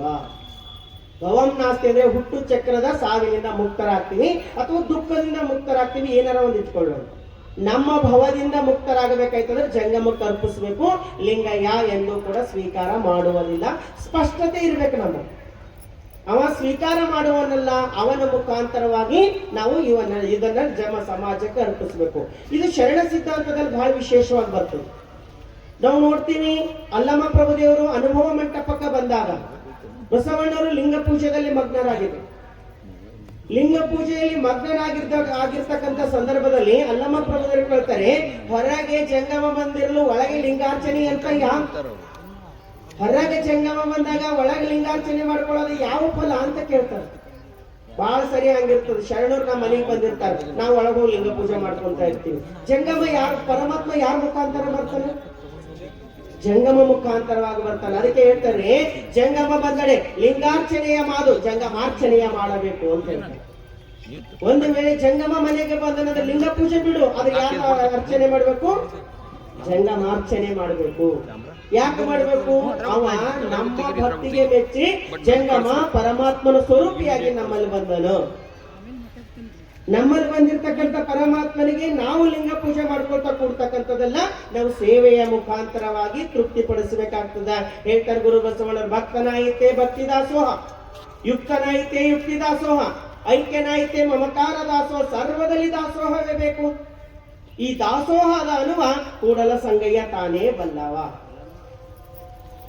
ಎಂತ ಮಾತು ಹೇಳ್ತಾರಂದ್ರೆ, ಭಕ್ತನಾಯಿತೆ ಭಕ್ತಿ ದಾಸೋಹ, ಯುಕ್ತನಾಯಿತೆ ಯುಕ್ತಿದಾಸ. ಒಂದು ಕಾರ್ಯಕ್ರಮ ನಡೀತಾ ಇದೆ, ಸುಮ್ಮನೆ ಉದಾಹರಣೆ ನೋಡ್ಬೇಕಾದ್ರೆ ಇಲ್ಲಿ ಎಲ್ಲಾ ರೀತಿಯ ಸೇವೆಗಳದಾವ್. ಮೈಕ್ ಹಿಡಿದು ಮಾತಾಡ್ತಕ್ಕಂಥ ಸೇವೆ ಬೇರೆನೇ ಅದ, ಪ್ರಸಾದ ಮಾಡಿ ಬಡಿಸ್ತಕ್ಕಂಥ ಸೇವೆ ಬೇರೆನೇ ಅದ, ಚೇರ್ ಹಾಕಿ ಕೂಡಿಸ್ತಕ್ಕಂಥ ಸೇವೆ ಬೇರೆನೇ ಅದ, ಕಸ ಗುಡಿಸ್ತಕ್ಕಂಥ ಸೇವೆ ಬೇರೆನೇ ಅದ, ದುಡ್ಡು ಜಮಾ ಮಾಡ್ತಕ್ಕಂಥ ಸೇವೆ ಬೇರೆನೇ ಅದ. ಪ್ರತಿಯೊಬ್ಬರು ಒಂದೊಂದು ರೀತಿಯಿಂದ ಅವ್ರವ್ರ ಸೇವೆಗಳು ಮಾಡಿದಾಗ ಮಾತ್ರ ಒಂದು ಕಾರ್ಯಕ್ರಮ ಯಶಸ್ವಿ ಆಗ್ಲಿಕ್ಕೆ ಸಾಧ್ಯ ಆಗ್ತದೆ. ಇಲ್ರಿ ನಾವ್ ಎಲ್ಲರೂ ಮೈಕಿನ ಮುಂದೆ ಮಾತಾಡ್ತೇವೆ ಅಂತ ಇಲ್ಲೇ ಬಂದು ನಿಂತಿರಂದ್ರು, ಎಲ್ಲರೂ ನಮ್ಗೆ ಎಲ್ಲರೂ ನೋಡ್ಬೇಕ್ರಿ, ನಾವ್ ಇಲ್ಲೇ ಬರ್ಬೇಕು, ಇಲ್ಲೇ ಕಾಣಿಸ್ಬೇಕಂತ ಎಲ್ಲರೂ ಬಂದು ಇಲ್ಲೇ ನಿಂತೇವೆ ಅಂದ್ರೆ ಕಾರ್ಯಕ್ರಮ ಆಗ್ತದ? ಒಬ್ಬ ಗೋಡೆ ಕಟ್ಟಬೇಕಾದ್ರೆ ಎಲ್ಲ ಇಟ್ಟಿಗೆಗಳು ಪೇಣಿಸ್ತಾನೆ, ಇಟ್ಟಿಗೆಗಳ ಮೇಲೆ ಗ್ಲಾವ್ ಮಾಡ್ತಾನೆ, ಪ್ಲಾಸ್ಟರ್ ಮಾಡ್ತಾನೆ, ಅದ್ರ ಮೇಲೆ ಕಲರ್ ಹಚ್ಚಿ ಬಿಡ್ತಾನೆ. ಒಳಗಿರ್ತಕ್ಕಂಥ ಇಟ್ಟಿಗೆ ನನ್ನಿಂದೇ ಈ ಗೋಡೆಯಾಗ್ಯದ, ನಾನು ಸ್ವಲ್ಪ ಕಾಣಬೇಕಂತ ಹೊರಮುಖ ಮಾಡ್ತಂದ್ರ, ನಾನು ಇಷ್ಟು ಕಾಣಿಸ್ಬೇಕಂತ ಎಲ್ಲ ಇಟ್ಟಿಗೆಗಳು ಹೊರಮುಖ ಮಾಡ್ಲತ್ತ ಅಂದ್ರೆ ಗೋಡೆ ಅನಿಸ್ತದ. ಅದು ಉಪ್ಪಾರ್ ನೋಡಷ್ಟು ನೋಡ್ತಾನೆ, ಆಮೇಲೆ ಬಡ್ದು ತೆಗೆದು ಹೊರಾಕ್ಬಿಟ್ಟ ಬಿಸಾಕ್ಬಿಡುತ್ತೆ. ಹೌದಲ್ಲ? ಹಂಗ ಪ್ರತಿಯೊಂದರಲ್ಲಿ ನಮ್ಮ ಸೇವೆ ಯಾವುದ್ರಲ್ಲಿ ಇರ್ತೇವೆ ಅದರಲ್ಲಿ ತೃಪ್ತಿ. ಭಕ್ತನಾಯಿತೆ ಭಕ್ತಿ ದಾಸೋಹ, ಯುಕ್ತನಾಯಿತೆ ಯುಕ್ತಿ ದಾಸೋಹ, ಐಕ್ಯನಾಯಿತೆ ಮಮಕಾರ ದಾಸೋಹ, ಸರ್ವದಲ್ಲಿ ದಾಸೋಹವೇ ಬೇಕು. ಅದಕ್ಕೆ ನಾವು ಯಾವಾಗಲೂ ಚಿಂತನೆ ಮಾಡ್ತಾ ಬರ್ತೇವೆ, ತನು ಮನ ಧನ. ತನುವಿನಿಂದ ಗುರು ಸೇವೆ ಗುರು ಕಾರ್ಯ, ಮನಸ್ಸಿನಿಂದ ಲಿಂಗ ಧ್ಯಾನ, ಧನದಿಂದ ಜಂಗಮ ದಾಸೋಹ. ಅದಕ್ಕಾಗಿ ಯಾವಾಗ ತ್ರಿಕರಣ ಪೂರ್ವಕವಾಗಿ ಸೇವಾ ಮಾಡ್ತೇವೆ ಅವಾಗ ಮಾತ್ರ ಪರಮಾತ್ಮ ಸ್ವೀಕಾರ ಮಾಡ್ತಾನ. ಗಾಂಧೀಜಿ ಆಶ್ರಮದಲ್ಲಿ ಸೇವೆ ಕಡ್ಡಾಯ ಇತ್ತು. ಯಾರೇ ಬರ್ಲಿ ಸೇವೆ ಮಾಡಿದ್ರೆ ಮಾತ್ರ ಪ್ರಸಾದ. ಅವ್ರು ಲಿಸ್ಟೇ ಮಾಡ್ತಿದ್ರು. ಇವತ್ತು ಯಾರೇ ಒಬ್ಬರು ಹೊಸಬ್ರು ಬಂದಾರಂದ್ರೆ ಅವ್ರು ಏನು ಸೇವೆ ಮಾಡ್ತಾರ ಅಂತ ಕೇಳ್ತಿದ್ರು. ಸೇವೆ ಮಾಡಿದಾಗ ಮಾತ್ರ ಅವ್ರಿಗೆ ಪ್ರಸಾದ ಬಡಿಸ್ತಿದ್ರು. ಇನ್ನು 12ನೇ ಶತಮಾನದ ಅನುಭವ ಮಂಟಪದಲ್ಲಿ ಕೂಡ ಇದೇ ರೀತಿ ಇತ್ತು. ಅಲ್ಲಿ ಹೆಂಗಿತ್ತಂದ್ರೆ ಯಾರೇ ಕಲ್ಯಾಣಕ್ಕೆ ಬರ್ಲಿ 3 ದಿನ ಮಾತ್ರ ಫ್ರೀಯಾಗಿ ಪ್ರಸಾದ ಕೊಡ್ತಿದ್ರು. 4ನೇ ದಿನ ಅಲ್ಲಿ ಇರ್ಬೇಕಾಯ್ತಂದ್ರೆ ಕೇಳ್ತಿದ್ರು, ನೀ ಏನ್ ಕಾಯಕ ಮಾಡ್ತಿ ಅಂತ. ಕಾಯಕ ಮಾಡ್ಲಿಲ್ಲ ಅಂತಂದ್ರೆ ಅನುಭವ ಮಂಟಪದವ್ರು ಪ್ರಸಾದ ಕೊಡ್ತಿರ್ಲಿಲ್ಲ. ಅದಕ್ಕೆ ಕಲ್ಯಾಣದಲ್ಲಿ ಕಾಯಕ ಶರಣರು ಹುಟ್ಕೊಂಡ್ರೆ ವಿನಃ ಮೈಗಳ ಶರಣರು ಹುಟ್ಕೊಳ್ಳಿಲ್ಲ. ಸುಮ್ಮನೆ ಪೂಜಾ ಮಾಡ್ಕೊಂಡು ಕೂಡ್ತಕ್ಕಂಥವ್ರು ಹುಟ್ಕೊಳ್ಳಿಲ್ಲ, ಕಾಯಕ ಮಾಡ್ತಕ್ಕಂಥ ಶರಣರು ಇದ್ದರು. ಕಾಶ್ಮೀರದಿಂದ ಬಂದಿರ್ತಕ್ಕಂಥ ಮಹಾದೇವ ಭೂಪಾಲ ಕಲ್ಯಾಣಕ್ಕೆ ಬಂದು ನಾನು ಕಾಯಕ ಮಾಡ್ಬೇಕಂತ ಅರಸೊತ್ತಿಗೆ ಬಿಟ್ಟು ಬಂದು ಕಟ್ಟಿಗೆ ಕಡಿಬೇಕ ಕಾಯಕ ಮಾಡ್ರಲ್ಲ, ಇದು ಬಸವಣ್ಣನವರ ಕಾಯಕದ ಸಿದ್ಧಾಂತದ ಮಹತ್ವ ಅಂತ ಹೇಳ್ತೀವಿ. ನೀನು ರಾಜರ ಇರು ತೀಸ್ಮಾರ್ಕರ ಇರು, ಆದ್ರೆ ಬಂದ್ರೆ ಸೇವೆ ಮಾಡೇಬೇಕು, ಶರಣರ ಸಿದ್ಧಾಂತ. ಹಂಗ ಗಾಂಧೀಜಿ ಆಶ್ರಮದಲ್ಲಿ ಯಾರೇ ಬರಲಿ ಅವ್ರಿಗೆ ಅವತ್ತಿನ ಕಾಯಕಗಳು ಡಿಸ್ಟ್ರಿಬ್ಯೂಟ್ ಮಾಡ್ತಿರೋ, ಆ ಕಾಯಕ ಮಾಡಿದ್ರೆ ಮಾತ್ರ ಪ್ರಸಾದ ಕೊಡ್ತಿದ್ರು. ಅಂತ ಟೈಮಿನಾಗ ಇಂಗ್ಲೆಂಡ್ ನಲ್ಲಿ ಚಿಂತಾಮಣಿ ದಾಮೋದರ್ ಅಂತಕ್ಕಂಥವ್ರು ಇಂಗ್ಲೆಂಡ್ ನಲ್ಲಿ IAS ಪಾಸ್ ಮಾಡಿ ಬಂದಿರ್ತಾರೆ. ಅವರು ಆಶ್ರಮ ನೋಡ್ಬೇಕಂತ ಬಂದಿರ್ತಾರೆ. ಅವತ್ತು ಅಲ್ಲೇ ವಸತಿ ಮಾಡ್ತಾರೆ. ಅಂತ ಸಂದರ್ಭದಾಗ ಗಾಂಧೀಜಿಯವರ ಪ್ರಕಾರ ಎಲ್ಲ ಕಾಯಕಗಳು ಯಾರ್ಯಾರು ಅದಾರೋ ಎಲ್ಲರಿಗೂ ಒಂದೊಂದೊಂದೊಂದು ಸೇವಾ ಒಪ್ಪಿಸ್ಬಿಡ್ತಾರೆ. ಅದರಲ್ಲಿ ಇವ್ರ ಸೇವಾ ಏನ್ ಬರ್ತದೆ ಅಂದ್ರೆ ಬಾತ್ರೂಮ್ ತೊಳಿತಕ್ಕಂಥ ಸೇವಾ ಬರ್ತದೆ. ಚಿಂತಾಮಣಿ ದಾಮೋದರ್ನವ್ರು ಬಾತ್ರೂಮ್ ತೊಳಿತಕ್ಕಂಥ ಸೇವಾ ಬರ್ತದೆ. ಶೌಚಾಲಯ ಸ್ವಚ್ಛ ಮಾಡ್ತಕ್ಕಂಥ ಸೇವಾ ಬಂದ್ರೆ ಅವ್ರಿಗೆ ಇಷ್ಟೊಂದು ಅಹಂಕಾರ ಇರ್ತದಂದ್ರೆ, ಇಂಗ್ಲೆಂಡ್ ನಲ್ಲಿ IAS ಪಾಸ್ ಮಾಡಿ ಬಂದಿರ್ತಕ್ಕಂಥ ನನಗೆ ಇವರು ಬಾತ್ರೂಮ್ ಸ್ವಚ್ಛ ಮಾಡ್ತಕ್ಕಂಥ ಶೌಚಾಲಯ ಸ್ವಚ್ಛ ಮಾಡ್ತಕ್ಕಂಥ ಕೆಲಸ ಕೊಟ್ರಲ್ಲ, ನನ್ನ ಯೋಗ್ಯತೆ ನೋಡಿ ಕೊಡಬಾರ್ದೇನೋ ಅಂತ ಒಂದು ಕ್ಷಣ ಬರ್ತದ. ಅವ್ರು ಸೀದಾ ಗಾಂಧೀಜಿ ಅವ್ರ ಹತ್ರ ಹೋಗ್ತಾರೆ. ಗಾಂಧೀಜಿ ಅವ್ರ ಹತ್ರ ಹೋಗಿ ಹೇಳ್ತಾರ, ನಿಮ್ಮ ಆಶ್ರಮದಲ್ಲಿ ಇರ್ತಕ್ಕಂಥವ್ರು ನನ್ನ ಯೋಗ್ಯತೆ ನೋಡ್ಲಾರ್ದಾಗ ನನಗೆ ಕೆಲಸ ಕೊಡ್ತಾರ, ನಾನು ಶೌಚಾಲಯ ಸ್ವಚ್ಛ ಮಾಡ್ಬೇಕಂತ ಅಟ್ಲೀಸ್ಟ್ ನನ್ನ ಯೋಗ್ಯತೆ ನೋಡಾರ ಕೊಡಬಾರ್ದೇನೋ ಅಂತ ಗಾಂಧೀಜಿ ಅವ್ರಿಗೆ ಹೇಳಿದ್ರೆ, ಗಾಂಧೀಜಿ ಅವ್ರು ಏನಂತಾರೆ ಗೊತ್ತಾ, ಹೌದಾ ನಿಮಗಿಂತ ಸೇವಾ ಕೊಟ್ರ ನಿಮಗ ಅದ್ರಲ್ಲಿ ಅಪಮಾನ ಅನ್ಸದ, ಆಗ್ಲಿ ಬಿಡ್ರಿ, ನೀವು ಆ ಕೆಲಸ ಮಾಡ್ಬೇಡ್ರಿ, ಆ ಸೇವೆ ನಾ ಮಾಡ್ತೀನಿ ಅಂತ ಹೇಳ್ಬಿಡ್ತಾರೆ ಗಾಂಧೀಜಿ. ಆ ಸೇವೆ ನಾನು ಮಾಡ್ತೀನಿ ಅಂದ ತಕ್ಷಣ ಅವ್ರಿಗೆ ಇಷ್ಟೊಂದು ಜರ್ರ ಅಂತ ಹೇಳಿದ್ ಬಿಡ್ತದ ಅಹಂಕಾರ. ಅಂದ್ರೆ ಮಹಾತ್ಮ ಗಾಂಧೀಜಿಯವರು ಇಡೀ ಜಗತ್ತೇ ಮೆಚ್ಕೊಳ್ತಕ್ಕಂಥ ಮಹಾತ್ಮ ಗಾಂಧಿಯವರು ಶೌಚಾಲಯ ಸ್ವಚ್ಛ ಮಾಡ್ತಾರಂದ್ರ ನಂದೇನು ದೊಡ್ಡದ ಅಂತ ತಿಳಿದುಕೊಂಡು ಇಮಿಡಿಯೇಟ್ ತಪ್ಪಾಯ್ತು ಅಂತ ಕೇಳಿ ಹೋಗಿ ಅವತ್ತು ಶೌಚಾಲಯ ಸ್ವಚ್ಛ ಮಾಡ್ತಾರ. ಅವ್ರ ಮುಂದೆ ರಿಸರ್ವ್ ಬ್ಯಾಂಕ್ ಆಫ್ ಇಂಡಿಯಾದ ಮೊದಲನೇ ಅಧ್ಯಕ್ಷರಾಗ್ತಾರ. 1975ರಲ್ಲಿ ಪದ್ಮಭೂಷಣ ಪ್ರಶಸ್ತಿ ಸಿಗ್ತದ. ಅಂತ ಟೈಮಿನಾಗ ಪತ್ರಕರ್ತರು ಕೇಳ್ತಾರೆ, ನೀವೊಂದು ಇಷ್ಟೊಂದು ಉನ್ನತವಾಗಿರ್ತ ಉನ್ನತವಾಗಿರ್ತಕ್ಕಂಥ ಹುದ್ದೆಗೆ, ಇಷ್ಟೊಂದು ಉನ್ನತವಾಗಿರ್ತಕ್ಕಂಥ ಇದು ಕ್ಷೇತ್ರಕ್ಕೆ ಹೋಗ್ಲಿಕ್ಕೆ ನಿಮಗೆ ಯಾವುದು ಪ್ರೇರಣೆ ಅಂತ ಕೇಳಿದಾಗ ಚಿಂತಾಮಣಿ ದಾಮೋದರ ಒಂದು ಮಾತು ಹೇಳ್ತಾರೆ, ನಾನು ಓದಿನಿ ಅಂತಕ್ಕಂಥ ಅಹಂಕಾರ ನನ್ನಲ್ಲಿತ್ತು. ಅವತ್ ಮಹಾತ್ಮ ಗಾಂಧೀಜಿಯವರ ಆಶ್ರಮದಲ್ಲಿ ನಾನೇನು ಶೌಚಾಲಯ ಸ್ವಚ್ಛ ಮಾಡಿರಲ್ಲ, ಅದೇ ನನ್ನ ಅಹಂಕಾರ ಕಳೆದು ಇವತ್ತು ಇಷ್ಟೊಂದು ಎತ್ತರ ತಂತು ಅಂತ ಹೇಳಿದ್ರು. ಇದು ಕಥೆ ಅಲ್ಲ, ಜೀವನ. ಯಾವಾಗ್ಲೂ ಕೂಡ ನಾವು ಹಿಂಗೆ ಅರ್ಥ ಮಾಡ್ಕೊಳ್ಬೇಕು. ಸ್ವಲ್ಪ ಎಷ್ಟರ ಇಷ್ಟು ಓದ್ದೇವೋ ನಮ್ಮ ಅಹಂಕಾರ ಬೇರೆನೆ, ಸ್ವಲ್ಪ ಇಷ್ಟು ಸಾಧನೆ ಮಾಡಿದೆವೋ ನಮ್ಮ ಅಹಂಕಾರ ಬೇರೆನೆ, ಸ್ವಲ್ಪ ಇಷ್ಟು 4 ವಚನ ಬಂದವೋ ನಮ್ಮ ಅಹಂಕಾರ ಬೇರೆನೆ, ಇಷ್ಟು ಪ್ರವಚನ ಮಾಡ್ತಕ್ಕಂಥ ಶಕ್ತಿ ಬಂದು ಎಲ್ಲರ ವೇದಿಕೆ ಮೇಲೆ ಕುಂತೇವೋ ನಮ್ಮ ಅಹಂಕಾರ ಬೇರೆನೆ. ಸಣ್ಣ ಪುಟ್ಟದಲ್ಲಿ ನಾವು ಅಹಂಕಾರಿಗಳಾಗ್ತೀವಿ. ಅದ್ರ ಬಸವಣ್ಣನವರು ಎಂತ ಅಹಂಕಾರ ನಿರಸನ ಇತ್ತು. ಎಂತ ಸೇವೆಗೂ ಕೂಡ ಬಸವಣ್ಣನವರು ದೊಡ್ಡ ಸಣ್ಣದು ಅನ್ಕೊಂಡಿಲ್ಲ. ಪ್ರತಿಯೊಂದು ಸೇವೆಯೂ ಕೂಡ ಅವರು ಮನಸಾಕ್ಷಿಯಿಂದ ಮಾಡ್ಬೇಕಂತ ಹೇಳ್ತಾರಲ್ಲ, ಅದಕ್ಕೆ ನಮ್ಮಲ್ಲಿ ಆ ಭಾವ ಬಂದಾಗ ಮಾತ್ರ ನಾವು ಬಸವ ಭಕ್ತರಾಗ್ಲಿಕ್ಕೆ ಸಾಧ್ಯ ಅದ. ವಚನ ಓದಿದಕ್ಕೂ ಕೂಡ ಸಾರ್ಥಕವಾಗ್ತದೆ. ಅದಕ್ಕೆ ಶರಣರು ಹೇಳ್ತಾರೆ, ಕಾಯಕದಿಂದ ದುಡಿಬೇಕು, ದಾಸೋಹದಿಂದ ನೀಡಬೇಕು. ಕಾಯಕ ಮತ್ತು ದಾಸೋಹ ಇವೆರಡೂ ನಮ್ಮ ಜೀವನಕ್ಕೆ ಬಹಳ ಎತ್ತರ ಕರ್ಕೊಂಡು ಹೋಗ್ತವ. ಅದಕ್ಕಾಗಿ ಹೇಳ್ತಾರೆ, ಭಕ್ತನಾಯಿತೆ ಭಕ್ತಿ ದಾಸೋಹ, ಯುಕ್ತನಾಯಿತೆ ಯುಕ್ತಿ ದಾಸೋಹ, ಐಕ್ಯನಾಯಿತೆ ಮಮಕಾರ ದಾಸೋಹ. ಸರ್ವದಲ್ಲಿ ದಾಸೋಹವೇ ಬೇಕು, ಸರ್ವದಲ್ಲಿ ದಾಸೋಹವೇ ಬೇಕು. ದಾಸೋಹ ಇರಲಿಲ್ಲ ಅಂತಂದ್ರೆ ಪರಮಾತ್ಮ ಸ್ವೀಕಾರ ಮಾಡಲ್ಲ. ಅದಕ್ಕಾಗಿ ಹೇಳ್ತಾರೆ, ಭಕ್ತರು ಕಾಯಕವೆಂದು ದಾಯಗಾರಿಕೆಯಲ್ಲಿ ತಂದು ದಾಸೋಹ ಮಾಡಬಹುದೇ? ಒಮ್ಮನವ ತಂದು ಒಮ್ಮನದಲ್ಲಿಯೇ ಮಾಡಿ ಇಮ್ಮನವಾಗದ ಮುನ್ನ ಮಾರಯ್ಯ ಪ್ರಿಯ ಅಮರೇಶ್ವರ ಲಿಂಗಕ್ಕೆ ಸಲ್ಲಬೇಕು ಮಾರಯ್ಯ. ಇದಕ್ಕೆ ಲಕ್ಕಮ್ಮ ತಾಯಿ ಹೇಳ್ತಾರೆ, ಭಕ್ತರು ಕಾಯಕವೆಂದು, ಭಕ್ತರು ಕಾಯಕ ಅಂತ ಹೇಳಿ ದಾಯಗಾರಿಕೆಯಲ್ಲಿ ತಂದು, ದಾಯಗಾರಿಕೆ ಅಂದ್ರೆ ಪಾಲು ಅಥವಾ ಲಾಭ, ಅದರ ತಂದು ದಾಸೋಹ ಮಾಡಬಹುದೇ? ನಾವೆಲ್ಲರ ಲಾಭ ಪಾಲು ಏನಾರ ತಕೊಂಡು ಬಂದು ದಾಸೋಹ ಮಾಡಿದೆವು ಅಂತಂದ್ರೆ ಅದು ಪರಮಾತ್ಮ ಸ್ವೀಕಾರ ಮಾಡಲ್ಲ. ಒಮ್ಮನವ ತಂದು ಒಮ್ಮನದಲ್ಲಿಯೇ ಮಾಡಿ ಅಂದ್ರೆ ಸತ್ಯಶುದ್ಧ ಕಾಯಕ ಅಂತ ನಾವು ಅರ್ಥ ಮಾಡ್ಕೊಂಡಿವಂದ್ರ ಅದ್ರ ಮುಖಾಂತರನೇ ದುಡ್ದು ಅದ್ರ ಮುಖಾಂತರನೇ ತಂದು ದಾಸೋಹ ಮಾಡಿ ಇಮ್ಮನವಾಗದ ಮುನ್ನ ನಮ್ಮ ಮನಸ್ಸಿನಲ್ಲಿ ಮತ್ತೊಂದು ಭಾವ ಬರೋದಕ್ಕಿಂತ ಮುಂಚೆ ಮಾರಯ್ಯ ಪ್ರಿಯ ಅಮರೇಶ್ವರ ಲಿಂಗಕ್ಕೆ ಸಲ್ಲಬೇಕು ಮಾರಯ್ಯ. ಪರಮಾತ್ಮ ಯಾವುದು ಸ್ವೀಕಾರ ಮಾಡ್ತಾನಂದ್ರೆ ಇಮ್ಮನ ಅಂದ್ರೆ 2 ಭಾವ ಇದ್ರೂ ಪರಮಾತ್ಮ ಸ್ವೀಕಾರ ಮಾಡಲ್ಲ. ಹೆಂಗಿರ್ಬೇಕು ನಮ್ಮ ಭಾವ? ಒಂದೇ ಭಾವ. ಲಿಂಗಾರ್ಪಿತವ ಮಾಡುವ ಅವಧಾನವೆಂತೆಂದಡೆ ಅನ್ಯಾಯ ಸೋಂಕಲೀಯದವಧಾನ, ಅರಿಷಟ್ವರ್ಗ ಮುಟ್ಟಲೀಯದವಧಾನ. ಅನ್ಯಾಯ ಸೋಂಕಂದ್ರೆ ಅದು ಸ್ವೀಕಾರ ಮಾಡಲ್ಲ. ವಾಮ ಮಾರ್ಗದಿಂದ ಬಂತಂದ್ರೆ ಅದು ಸ್ವೀಕಾರ ಮಾಡಲ್ಲ. ಅದಕ್ಕಾಗಿ ನಮ್ಮ ಭಾವ ಹೆಂಗಿರ್ಬೇಕಂದ್ರೆ ಕಾಯಕದಲ್ಲಿ ತೃಪ್ತಿಗೊಂಡು ಸತ್ಯಶುದ್ಧ ಕಾಯಕ ಮಾಡಿ ಅದು ತಂದು ಅರ್ಪಿಸ್ತೇವೆ ಅಂದ್ರೆ ಪರಮಾತ್ಮ ಸ್ವೀಕಾರ ಮಾಡ್ತಾನೆ. ಇದು ಯಾವ್ದ್ರ ಮುಖ? ಇದು ಯಾರಿಗೆ ಹೇಳ್ತಾರೆ ಅಂತಂದ್ರೆ ಇದು ಭಕ್ತರಿಗೆ ಹೇಳ್ತಾರೆ. ಇನ್ನು ಸ್ವೀಕಾರ ಮಾಡೋ ಜಂಗಮ ಹೆಂಗಿರ್ಬೇಕು? ಹಾರಿ ಭಕ್ತರು ಕಾಯಕ ಮಾಡಬೇಕು, ದಾಸೋಹ ಮಾಡಬೇಕು, ಅನ್ಯಾಯದಿಂದ ಮಾಡಬಾರ್ದು, ಅನ್ಯಾಯ ಇರ್ಲಾರ್ದೇನೆ ತಂದು ಕೊಡಬೇಕು. ಇದೆಲ್ಲವೂ ಕೂಡ ಭಕ್ತರಿಗಾಗಿ ಹೇಳಿರ್ತಕ್ಕಂಥ ಮಾತದ. ಇನ್ನು ಸ್ವೀಕಾರ ಮಾಡ್ತಕ್ಕಂಥ ಜಂಗಮನ ಹೆಂಗಿರ್ಬೇಕಂದ್ರೆ ಅದಕ್ಕೂ ಶರಣರ ಮಾರ್ಗದರ್ಶನ ಮಾಡ್ತಾರೆ. ಎಷ್ಟು ಚಂದ ಹೇಳ್ತಾರೆ ಅಂದ್ರೆ, ಶಿವಯೋಗಿ ಭಿಕ್ಷವ ಕೊಂಬಲ್ಲಿ ಜಾತಿ ಸೂತಕವಿಲ್ಲದಿರಬೇಕು. ಇದು ಸಾಮಾನ್ಯ ಮಾತಲ್ಲ, ಇದು ಬಹಳ ಸೂಕ್ಷ್ಮವಾಗಿರ್ತಕ್ಕಂಥ ವಿಚಾರ. ಶಿವಯೋಗಿ ಭಿಕ್ಷವ ಕೊಂಬಲ್ಲಿ ಜಾತಿ ಸೂತಕವಿಲ್ಲದಿರಬೇಕು, ಆಚಾರ ಸಂಕಲ್ಪ ಇಲ್ಲದಿರಬೇಕು, ಶಿವಂಗೆ ಸಲ್ಲದ ದ್ರವ್ಯಕ್ಕೆ ಕೈಯಾನದಿರಬೇಕು, ಆಸೆ ರೋಷ ಹರುಷವಿಲ್ಲದಿರಬೇಕು. ಇಂತಿ ಕ್ರಮವನ್ನರಿದು ಭಕ್ತಿ ಭಿಕ್ಷವ ಲಿಂಗ ನೈವೇದ್ಯವ ಮಾಡಿಕೊಳ್ಳಬಲ್ಲ ಶರಣನ ನೀನೆಂಬೆನಯ್ಯ ಸಕಲೇಶ್ವರ ದೇವ. ಏನು ವಚನ ಇದು? ಮೈ ಜುಮ್ಮನಸ್ತು. ಸುಮ್ಮನೆ ಅಲ್ಲ. ಶಿವಯೋಗಿ ಭಿಕ್ಷವ ಕೊಂಬಲ್ಲಿ ಜಾತಿ ಸೂತಕವಿಲ್ಲದಿರಬೇಕು. ಬಹಳ ಸಾರಿ ಗುರುಗಳು ಮಾಡಿರ್ತಾರೆ.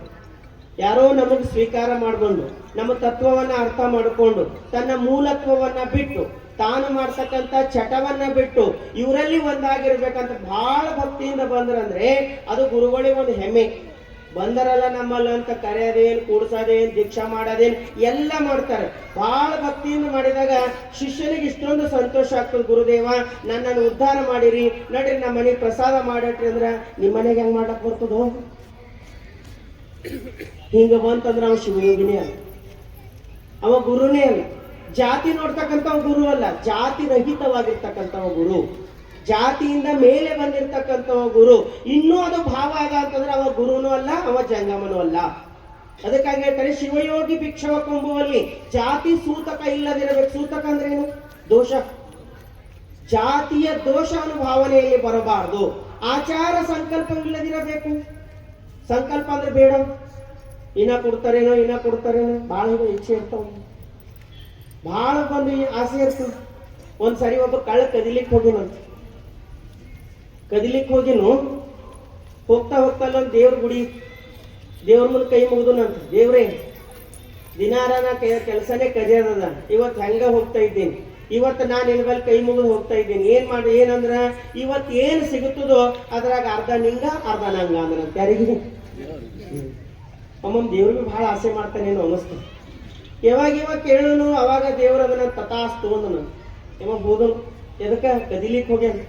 ದಾರಿ ಒಳಗೆ ಹೋಗೋದ್ರೊಳಗಾಗಿ ಅಲ್ಲಿ ಒಂದು ದೊಡ್ಡ ಚೀಲ ಬಿದ್ದಿತ್ತು. ಅವನು ಕೈ ಮುಗಿದು ಬಂದ ತಕ್ಷಣ ಚೀಲನೇ ಸಿಕ್ಕದ, ಮತ್ತೇನ್ ಇರ್ಬೋದು ಇದ್ರಾಗ ಅಂತ ತೆಗೆದು ನೋಡ್ತಾನ. ಭಾರ ಇತ್ತು, ಎಳ್ಕೊಂಡ್ ಕತ್ಲೆ ಇತ್ತು, ತೆಗೆದು ನೋಡ್ಲಿಲ್ಲ. ಇನ್ನು ಇಲ್ಲಿ ಯಾರ ನೋಡ್ರಿ ಮತ್ ನಂದದ ಅಂತ ಬಂದವ್ರಿಗಿನ ಇದು ಒಯ್ಯಾರ ಅಂತ ಎತ್ಕೊಂಡು ವಾಪಸ್ ಬರ್ತಾ ಇದ್ದನು. ಎದುರುಗಡೆ ಏನ್ ಕಾಣ್ತು? ಗುಡಿ ಕಾಣಿಸ್ತು. ಅವನಿಗೆ ನೆನಪಾಯ್ತು, ಏನಂತ ಪ್ರಾರ್ಥನೆ ಮಾಡಿನು, ದೇವ್ರೆ ಇವತ್ತು ಏನ್ ಸಿಕ್ತದ ಅದ್ರಾಗ?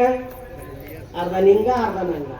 ಇನ್ನು ಮಾತಾರ ಕೊಟ್ಟಿದ್ದದ, ಹೋಗೋ ನೋಡೋಣ ಇದ್ರಾಗ ಏನ್ ಅದಾವ, ಅದ್ರಾಗ ಕುಡ್ಲಾಕ್ ಬರ್ತಂತ ಒಳಗೆ ಹೋಗಿ ಚೀಲ ತೆಗೆದು ನೋಡ್ತಾನೆ. ನಿಮ್ಗೆ ಹೇಳ್ತೀನಿ, ಅದು ತುಂಬಾ ಶೇಂಗಾಕಾಯಿ ಇದ್ದು, ಶೇಂಗಾದ ಗೊತ್ತಾಗ್ತದಲ್ಲ, ಶೇಂಗಾ ಇದ್ದವು. ಅವ ತೆಗೆದು ಎಲ್ಲ ಕೆಳಗೆ ಹಾಕೋನು, ಶೇಂಗಾ ಅದಾವು. ಇನ್ನೇನ್ ಮಾಡೋಣ, ದೇವ್ರಿಗೆ ಅರ್ಧ ಪಾಲು ಕೊಡ್ಬೇಕು. ತೆಗೆದು ನೋಡ್ತಾನ, ಸಿಪ್ಪೆ ಸಹಿತ ಶೇಂಗಾ ಇದ್ದು. ಪಟ್ಟಂತವನೊಳಗೆ ವಿಚಾರ ಬಂತು, ದೇವ್ರಿಗೆ ಅರ್ಧ ಕೊಡ್ಬೇಕಲ್ಲ, ಆಗ್ಲ ಅಂತ ಅಲ್ಲಿ ಕುಂತನು. ಎಲ್ಲ ಶೇಂಗಾ ಒಡೆದು ಬೀಜ ಒಂದ್ ಕಡೆ ಮಾಡೋನು, ಸಪ್ಪೆ ಒಂದ್ ಕಡೆ ಮಾಡೋನು, ಎರಡೂ ಜಮಾಸ್ ದೇವ್ರ ಮುಂದೆ ಕೈ ಮುಗಿದನು. ದೇವ್ರೆ ಮಾತಿನಂತೆ ನಡೆಯುವ ನಾನಿದ್ದೀನಿ, ಈಗ ಹೋಗ್ಬೇಕಾದಾಗ ನಿನ್ನ ಬಳಿ ಪ್ರಾರ್ಥನೆ ಮಾಡ್ಕೊಂಡಿದ್ದ, ಏನು ಸಿಗುತ್ತೋ ಅದ್ರಾಗ ಅರ್ಧ ನಿಂಗ ಅರ್ಧ ನಂಗ ಅಂದಿನಿ.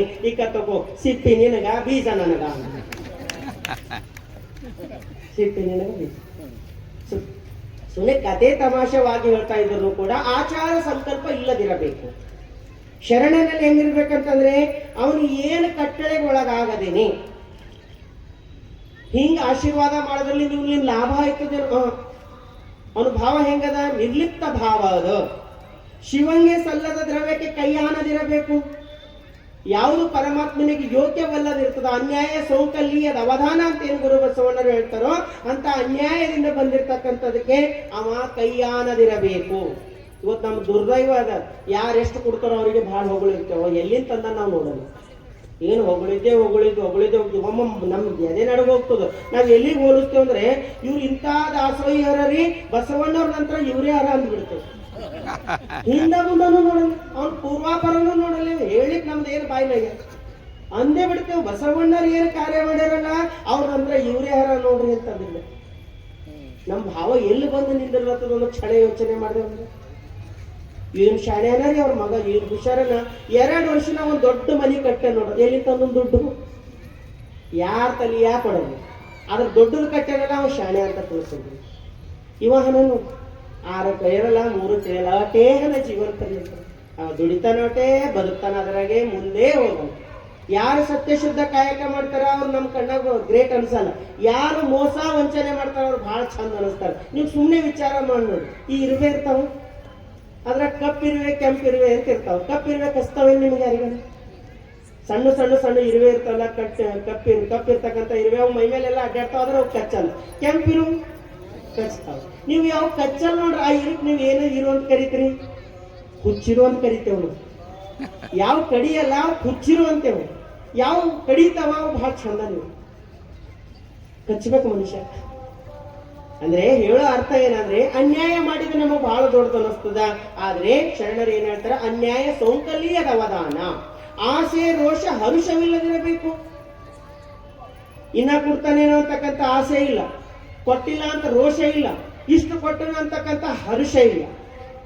ಅವ ಹೆಂಗದನ? ನಿರ್ಲಿಪ್ತ ಭಾವ. ಗುರುಗಳ ಹತ್ರ ಶಿಷ್ಯ ಬಂದೇನೋ, ಗುರುಗಳೇ ನಮ್ಮ ಮಟ್ಟಕ್ಕೆ ಒಬ್ಬ ಭಕ್ತ ಆಕಳು ಕೊಟ್ಟನ ದಾನ. ಗುರುಗಳಂದ್ರೆ ಬಹಳ ಚಂದ ಐತಿ, ದಿನ ಹಾಲು ಕುಡಿಯೋಣ ಅಂದ್ರು. ಒಂದು ವಾರ ಆಯ್ತು, ಮತ್ತೆ ಶಿಷ್ಯ ಬಂದನು, ಗುರುಗಳೇ ಯಾರು ಆಕಳು ಕೊಟ್ಟಿರಲ್ಲ ಅವ ಬೇಡ ಅಂತ ವಾಪಸ್ ತಗೊಂಡೋಗ್ಯಾನ. ಗುರುಗಳು ಅಂದ್ರೆ ಬಹಳ ಚಂದ ಆಯ್ತು ಅಂದ್ರು. ಶಿಷ್ಯ ಅಂದ್ರು ಹೆಂಗೆ ಚಂದ ಆಯ್ತು, ಮೊದಲು ಅವಾಗ ಚಂದ ಆಗಿತ್ತು ಅಂದ್ರಿ, ಈಗ ಅವ ವಾಪಸ್ ಒಯ್ದಾನಲ್ಲ ಅಂತಂದ್ರೆ ಇನ್ನೇನು ಆರಾಮಾಯ್ತು, ಸಗಣಿ ಬೆಳೆಯೋದು ಹುಲ್ಲು ಹಾಕೋದು ತಪ್ಪಲ್ಲ, ನಿಶ್ಚಿತವಾಗಿರ್ಬೇಕು ಅಂದ್ರ ಅಂತ ಗುರುಗಳು ಬಂದ್ರ ಹರುಷ ಇಲ್ಲ, ಒಯ್ದುರಂತ ರೋಷ ಇಲ್ಲ. ನಿರ್ಲಿಪ್ತ ಭಾವ ಶಿವಯೋಗಿದು. ಇಂತಿ ಕ್ರಮವನ್ನರಿದು ಭಕ್ತಿ ಭಿಕ್ಷವ ಲಿಂಗ ನೈವೇದ್ಯವ ಮಾಡಿಕೊಳ್ಳಬಲ್ಲ ಭಕ್ತನೇ ಶರಣನೇ ನೀನೆಂಬೆನೆಯ ಸಕಲೇಶ್ವರ ದೇವ. ಈ ಕ್ರಮವನ್ನ ತಿಳ್ಕೊಂಡು ಲಿಂಗಕ್ಕೆ ಅರ್ಪಿತ ಯಾರು ಮಾಡ್ತಾರೋ ಅವನೇ ನಿಜವಾದ ಭಕ್ತನಾಗ್ತಾನ, ಅವನೇ ನಿಜವಾದ ಶರಣನಾಗ್ತಾನ, ಅವನೇ ಪರಮಾತ್ಮನ ಸ್ವರೂಪಿ ಆಗ್ತಾನ ಅಂತಕ್ಕಂಥ ಮಾತು ಇಲ್ಲಿ ಗುರು ಬಸವಣ್ಣರು ತಿಳಿಸ್ತಾರೆ, ಸಕಲೇಶ ಮಾದರಸರು ತಿಳಿಸ್ತಾರೆ.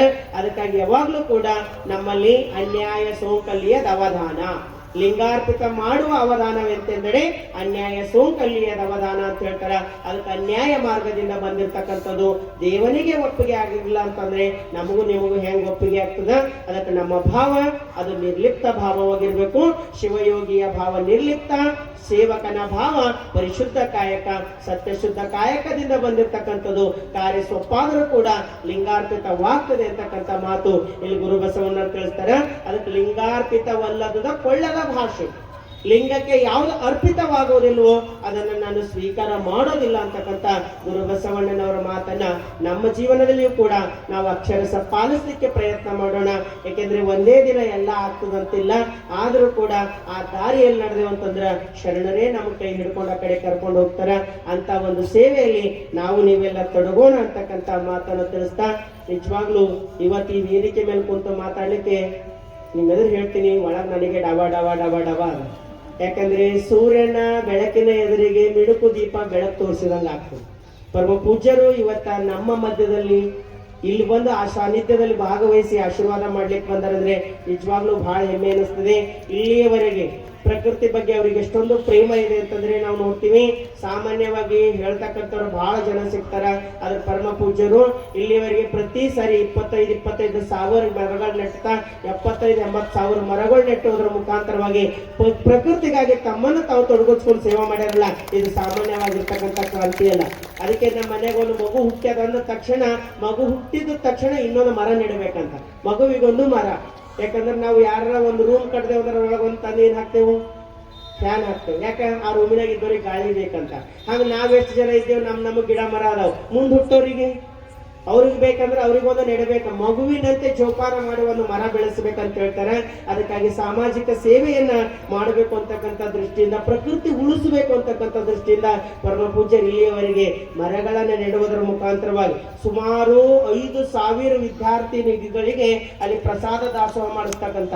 ನನಗೆ ಯಾಕೆ ಇದು ಹೆಮ್ಮೆ ಅನಿಸ್ತು ಅಂತಂದ್ರೆ, ಇವತ್ತಿನ ದಿನಮಾನಗಳಲ್ಲಿ ಅನೇಕ ಶ್ರೇಷ್ಠ ಸಾಧನೆ ಉನ್ನತ ಹುದ್ದೆಗೆ ಹೋಗಿರ್ತಕ್ಕಂಥವ್ರೆಲ್ಲ ಹೇಳ್ತಾರೆ, ನಾವು ಬಹಳ ಬಡತನ ಮನೆಗೆ ಹುಟ್ಟಿದೇವ್ರಿ, ಇಂಥ ಮಟ್ಟದಾಗ ಇಂಥ ದಾಸೋಹದಾಗ ಉಂಡು ನಾವು ಬದುಕಿವಿ, ಇದರ್ಲಿಂದ ಮ್ಯಾಲೆ ಬಂದಿವಿ ಅಂತ ಅನೇಕ ಕಡೆ ಮಾತಾಡ್ತಕ್ಕಂಥ ಜನರನ್ನ ನಾವು ನೋಡ್ತೀವಿ. ಅನೇಕ ಸಾಧನೆ ಮಾಡಿರ್ತಕ್ಕಂಥವ್ರು ಕೂಡ ಮಠದ ಪ್ರಸಾದವನ್ನು ಸ್ವೀಕಾರ ಮಾಡಿಕೊಂಡು ಸಾಧನೆ ಮಾಡೀವಿ ಅಂತಕ್ಕಂಥ ಮಾತನ್ನ ಹೇಳ್ತಾರೆ. ಅಂತ ನಿರ್ಗತಿಕರಿಗೆ, ದುಃಖಿಗಳಿಗೆ, ಅನಾಥರಿಗೆ ಬೆಳಕಾಗಬೇಕು ಅಂತ ಒಂದು ದೊಡ್ಡ ವಿದ್ಯಾರ್ಥಿ ನಿಲಯನ ಮಾಡಿ ಸುಮಾರು ಒಂದು 5,000 ಜನರಿಗೆ ಆಶ್ರಯವನ್ನು ಕೊಟ್ಟು ಅವರ ಜೀವನವನ್ನು ನಡೆಸ್ಕೊಂಡು ಬರ್ತಾ ಇದ್ದಾರಲ್ಲ, ಇದು ದೊಡ್ಡ ಕ್ರಾಂತಿ. ಇದು ಪರಮ ಪೂಜ್ಯರ ಬಗ್ಗೆ ನಾವು ಹೇಳಿದ್ರೆ ಅದು ಸಣ್ಣ ಮಾತಾಡ್ತದ. ಅವ್ರ ಸೇವೆ ಬಹಳ ದೊಡ್ಡದ. ಅದ್ರ ಜೊತೆಗೆ ಅನೇಕ ಜನರಿಗೆ ಉಪಯೋಗವಾಗ್ತಕ್ಕಂಥ ಇವತ್ತು ಕೊಪ್ಪಳ ಅಂದ ತಕ್ಷಣ ಪಟ್ಟ ಮೊದಲು ನಮಗೆ ನೆನಪಾಗ್ತದೆ ಏನಂತಂದ್ರೆ ಜಾತ್ರೆ. ಗವಿಸಿದ್ದೇಶ್ವರ ಜಾತ್ರೆ ಅಂದ ತಕ್ಷಣ ಇಡೀ ಕರ್ನಾಟಕನ ಈ ಕಡೆ ನಾವು ಕಾರ್ಯಕ್ರಮ ಮಾಡಿ ಜನರಿಗೆ ಸೇರಿಸಬೇಕಾದ್ರೆ ಎಷ್ಟೋ ಕಷ್ಟಪಡ್ತೀವಿ. ಹಿಂಗ್ ಲಕ್ಷಾಂತರ ಜನ ಸಾಲಾಗಿ ನಿಂತು ಆ ಕಾರ್ಯದಲ್ಲಿ ಭಾಗವಹಿಸಿ ಸೇವೆ ಮಾಡ್ತಕ್ಕಂಥ ಒಂದು ಅದ್ಭುತ ಕಾರ್ಯ ಪರಮ ಪೂಜ್ಯರು ಈ ಒಂದು ಪಟ್ಟಣದಲ್ಲಿ ಮಾಡ್ತಾ ಇದ್ದಾರೆ. ಬಸವಣ್ಣರು ಹೇಳಿರ್ತಕ್ಕಂಥ ಕಾಯಕ ದಾಸೋಹ ಸಿದ್ಧಾಂತವನ್ನ ಅಕ್ಷರಶಃ ಪಾಲಿಸಿಕೊಂಡು ಇವತ್ತು ಕೊಪ್ಪಳ ನಗರ ಇಡೀ ದೇಶಕ್ಕೆ ಮಾದರಿ ಮಾಡ್ತಕ್ಕಂಥ ಪರಮ ಪೂಜ್ಯರು ಇವತ್ತು ನಮ್ಮ ಮಧ್ಯದಾಗ ಬಂದು ಕುಂತಿದೆ. ನಿಜವಾಗ್ಲೂ ನಮ್ಮ ಹೆಮ್ಮೆ. ಯಾಕಂದ್ರೆ ನಾನು ಧೈರ್ಯದಿಂದ ಮಾತಾಡ್ದ, ಒಳಗ ಎಷ್ಟೇ ಭಯ ಇದ್ರು ಹೊರಗೆ ಧೈರ್ಯದಿಂದ ಯಾಕೆ ಮಾತಾಡಿದಂದ್ರ ಮಕ್ಕಳ ತೊದಲು ನೋಡಿ ತಂದೆ ಯಾವ ರೀತಿ ಪ್ರೇಮದಿಂದ ಕೇಳ್ತಾರೋ, ನಮ್ಮ ಪರಮ ಪೂಜ್ಯರು ನಮ್ಮ ಮಾತು ಕೇಳಲಿಕ್ಕೆ ಬಂದಾರಂತಂದ್ರ ನಮಗೆ ಒಂದು ರೂಢಿದುಂಬಿಸಿ ಮುನ್ನಡೆಸ್ತಕ್ಕಂಥ ಶಕ್ತಿ ನಮಗ್ ಬರ್ತದ. ಅದಕ್ಕಾಗಿ ಭಯ ಆ ಕಡೆ ಇಟ್ಟು ಇವತ್ತು ಭಕ್ತಿಯಿಂದ ಮಾತಾಡೋಣ ಅಂತ ಮಾತಾಡಿನಿ. ಅಂತ ಪರಮ ಪೂಜ್ಯರಿಗೂ ತಮ್ಮೆಲ್ಲರಿಗೂ ಹೃತ್ಪೂರ್ವಕ ಶರಣಾರ್ಥಿಯನ್ನು ಸಲ್ಲಿಸಿ ನಾನು ಎರಡು ಮಾತಿಗೆ ಮಂಗಲವನ್ನು ಮಾಡ್ತೀನಿ. ಸರ್ವರಿಗೂ ಶರಣಾರ್ಥಿ.